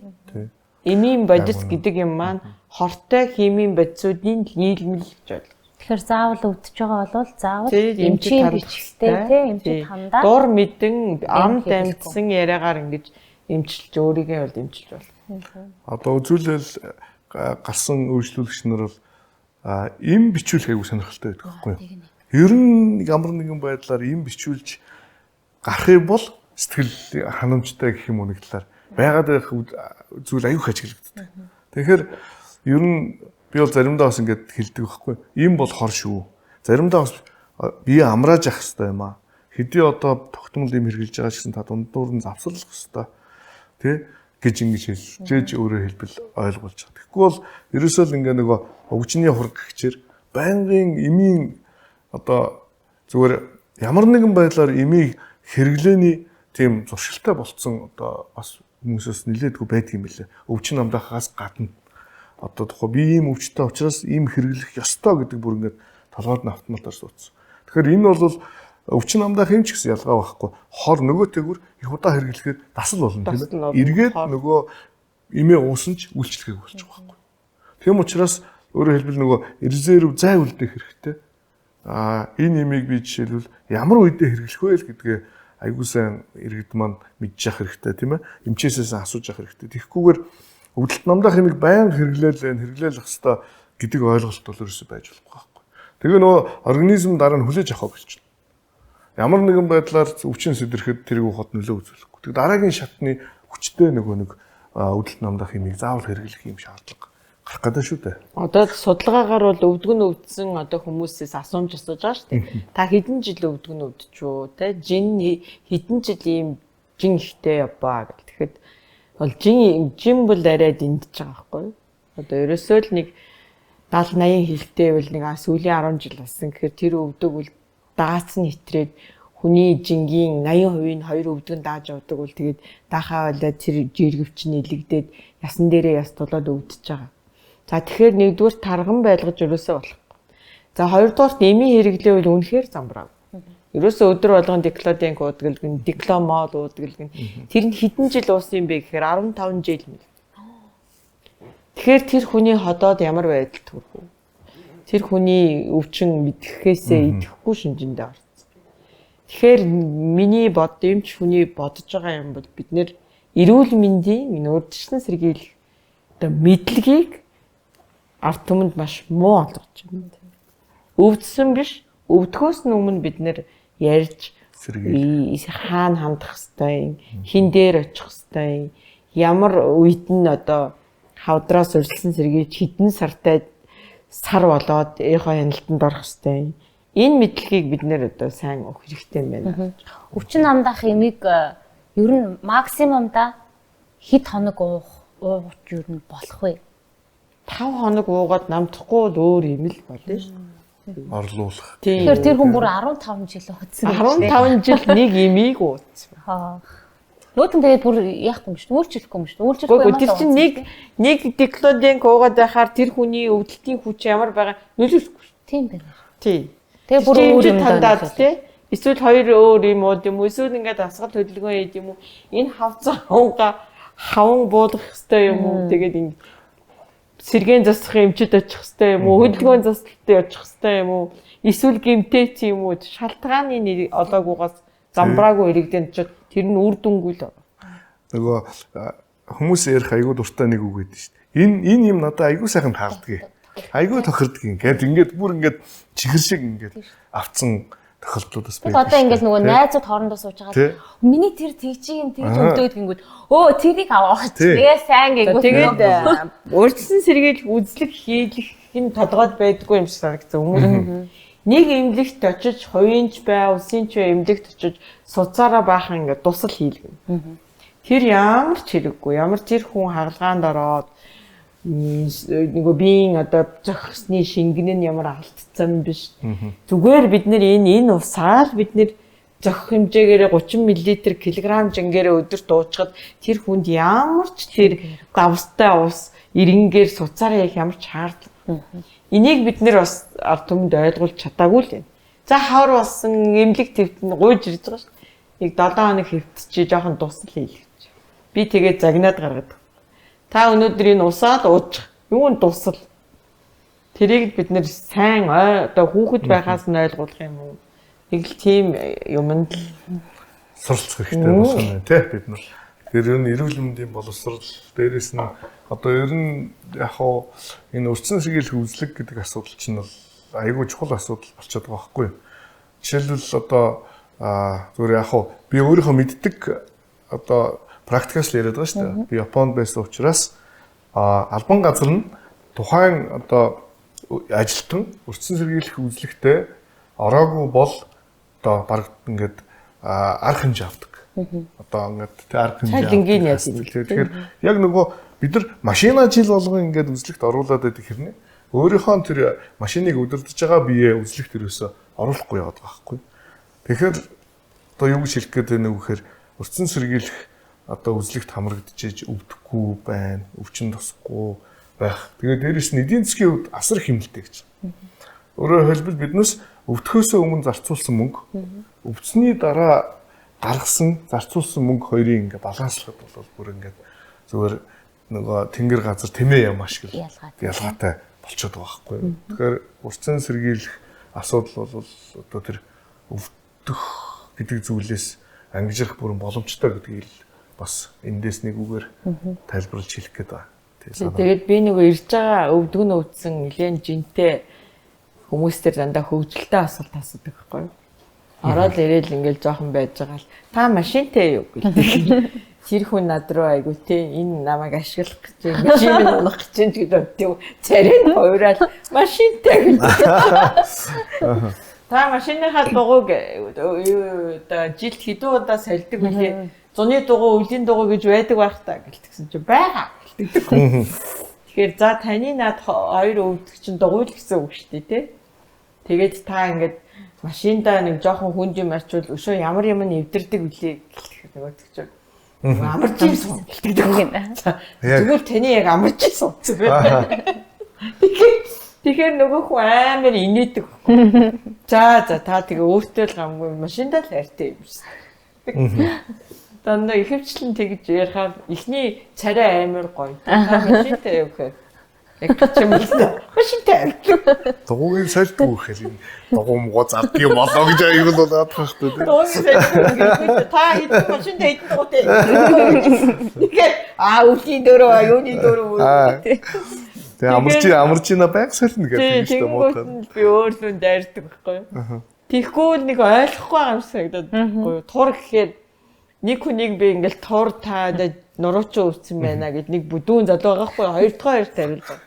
Гэсэн чи эмчээ би турахгүй турах арай болоогүй. Яасан гэсэн чи. Ичээ дуусахаар турыг. Ичнийг амахыг дуусгах. Тийм учраас л эрүүл мэндийн боловсрол те биеийн жингийн одоо асуудлын тухай хүмүүстэй аягүй сайн ойлгоод хөдөлгөөн хийх ёстой гэдгийг л ойлгох юм байна л гэж бодож байгаа. Яг энэ эцсийн өнцгөөс харахад одоо нөгөө их бол дэмчийн нэг марзан мессежүүд яваад байгаа шүү дээ. Тархан мөртлөө эмнэлэгт үзүүлэх гэдэг юм. Тэрийг би амар дэмжиж доорночдөг байхгүй. Тэгээ тамхи татаад ахыг гэж тий. Гоё тий. Тэгээ тамхи татаад ах юм. Тэгсэн мөртлөө зүрхээ үзүүлэгээд тий үзүүлээгээд ах юм. За дэлхийн нийтээр өвдөлтийг мэдрэг үнийг ч хүн байхгүй. Яагаад гэвэл хүн төрж जैन, төрхийн өвдөлттэй тий. Ямар нэгэн одоо тариа хийлгээд нөгөө тарилгын зүгээр хатгуус надгуулж байгаа. Тэгэхээр тэр зөвний өвдөлтийг мэдэрч байгаа. Тэгэхээр дэлхийн нийтээр өвдөлтийг бол одоо мэдэрдэг. Энэ өвдөлт бол аюулын дохио болж өгдөг. Тэргүүрээ одоо сайн чанартай өвчний эхлэл, өвчний одоо зовир эхэлж байна гэдгийг тухайн одоо хүндээ мэдрүүлж байгаа. За эмч биднэрт ч гэсэн нэг асуумжинд бол хариулт ирж байгаа. Энэ хүний энд өвдсөн юм байна. Тэгэхээр энэ бол өвдөлт гэдэг бол байх ёстой юм. Байгаа зүйлийг бид нэр одоо архаг болгохгүй, даамжруулахгүй, эдгээх нь эмч эмнэлгийн ажилчин бидний одоо үүрэг юм аа. Тэгэхээр өвдөлт гэдэг зүйл маань бол биднийг илүү муу зүйлээс хамгаалж бас хичээл зааж тэгээд илүү хүчтэй болгодог зүйл ахна шүү дээ тий. Илүү яах вэ? Төвчээртэй тий бас юмыг мэдрүүлдэг. Хамгаалалтын механизм тийм ээ. Хариу оруулахгүй тийм ээ. Одоо зүгээр халуун 100хан дээр ингээд хуруугаа тавихад өвдөн шүү дээ. Маш урт хугацаанд татаж аваа. Тэгснэр өөрөөр хэлбэл хурууны эд илүү их төлөгдөхгүй байх боломжийг л бүрдүүлж шүү дээ. Тэгэхээр энэ нэг талаар бол нөгөө хамгаалтын систем. Хүний организм байх хэрэгтэй л шүү дээ. Тэгэхээр энэ бол байх хэрэгтэй.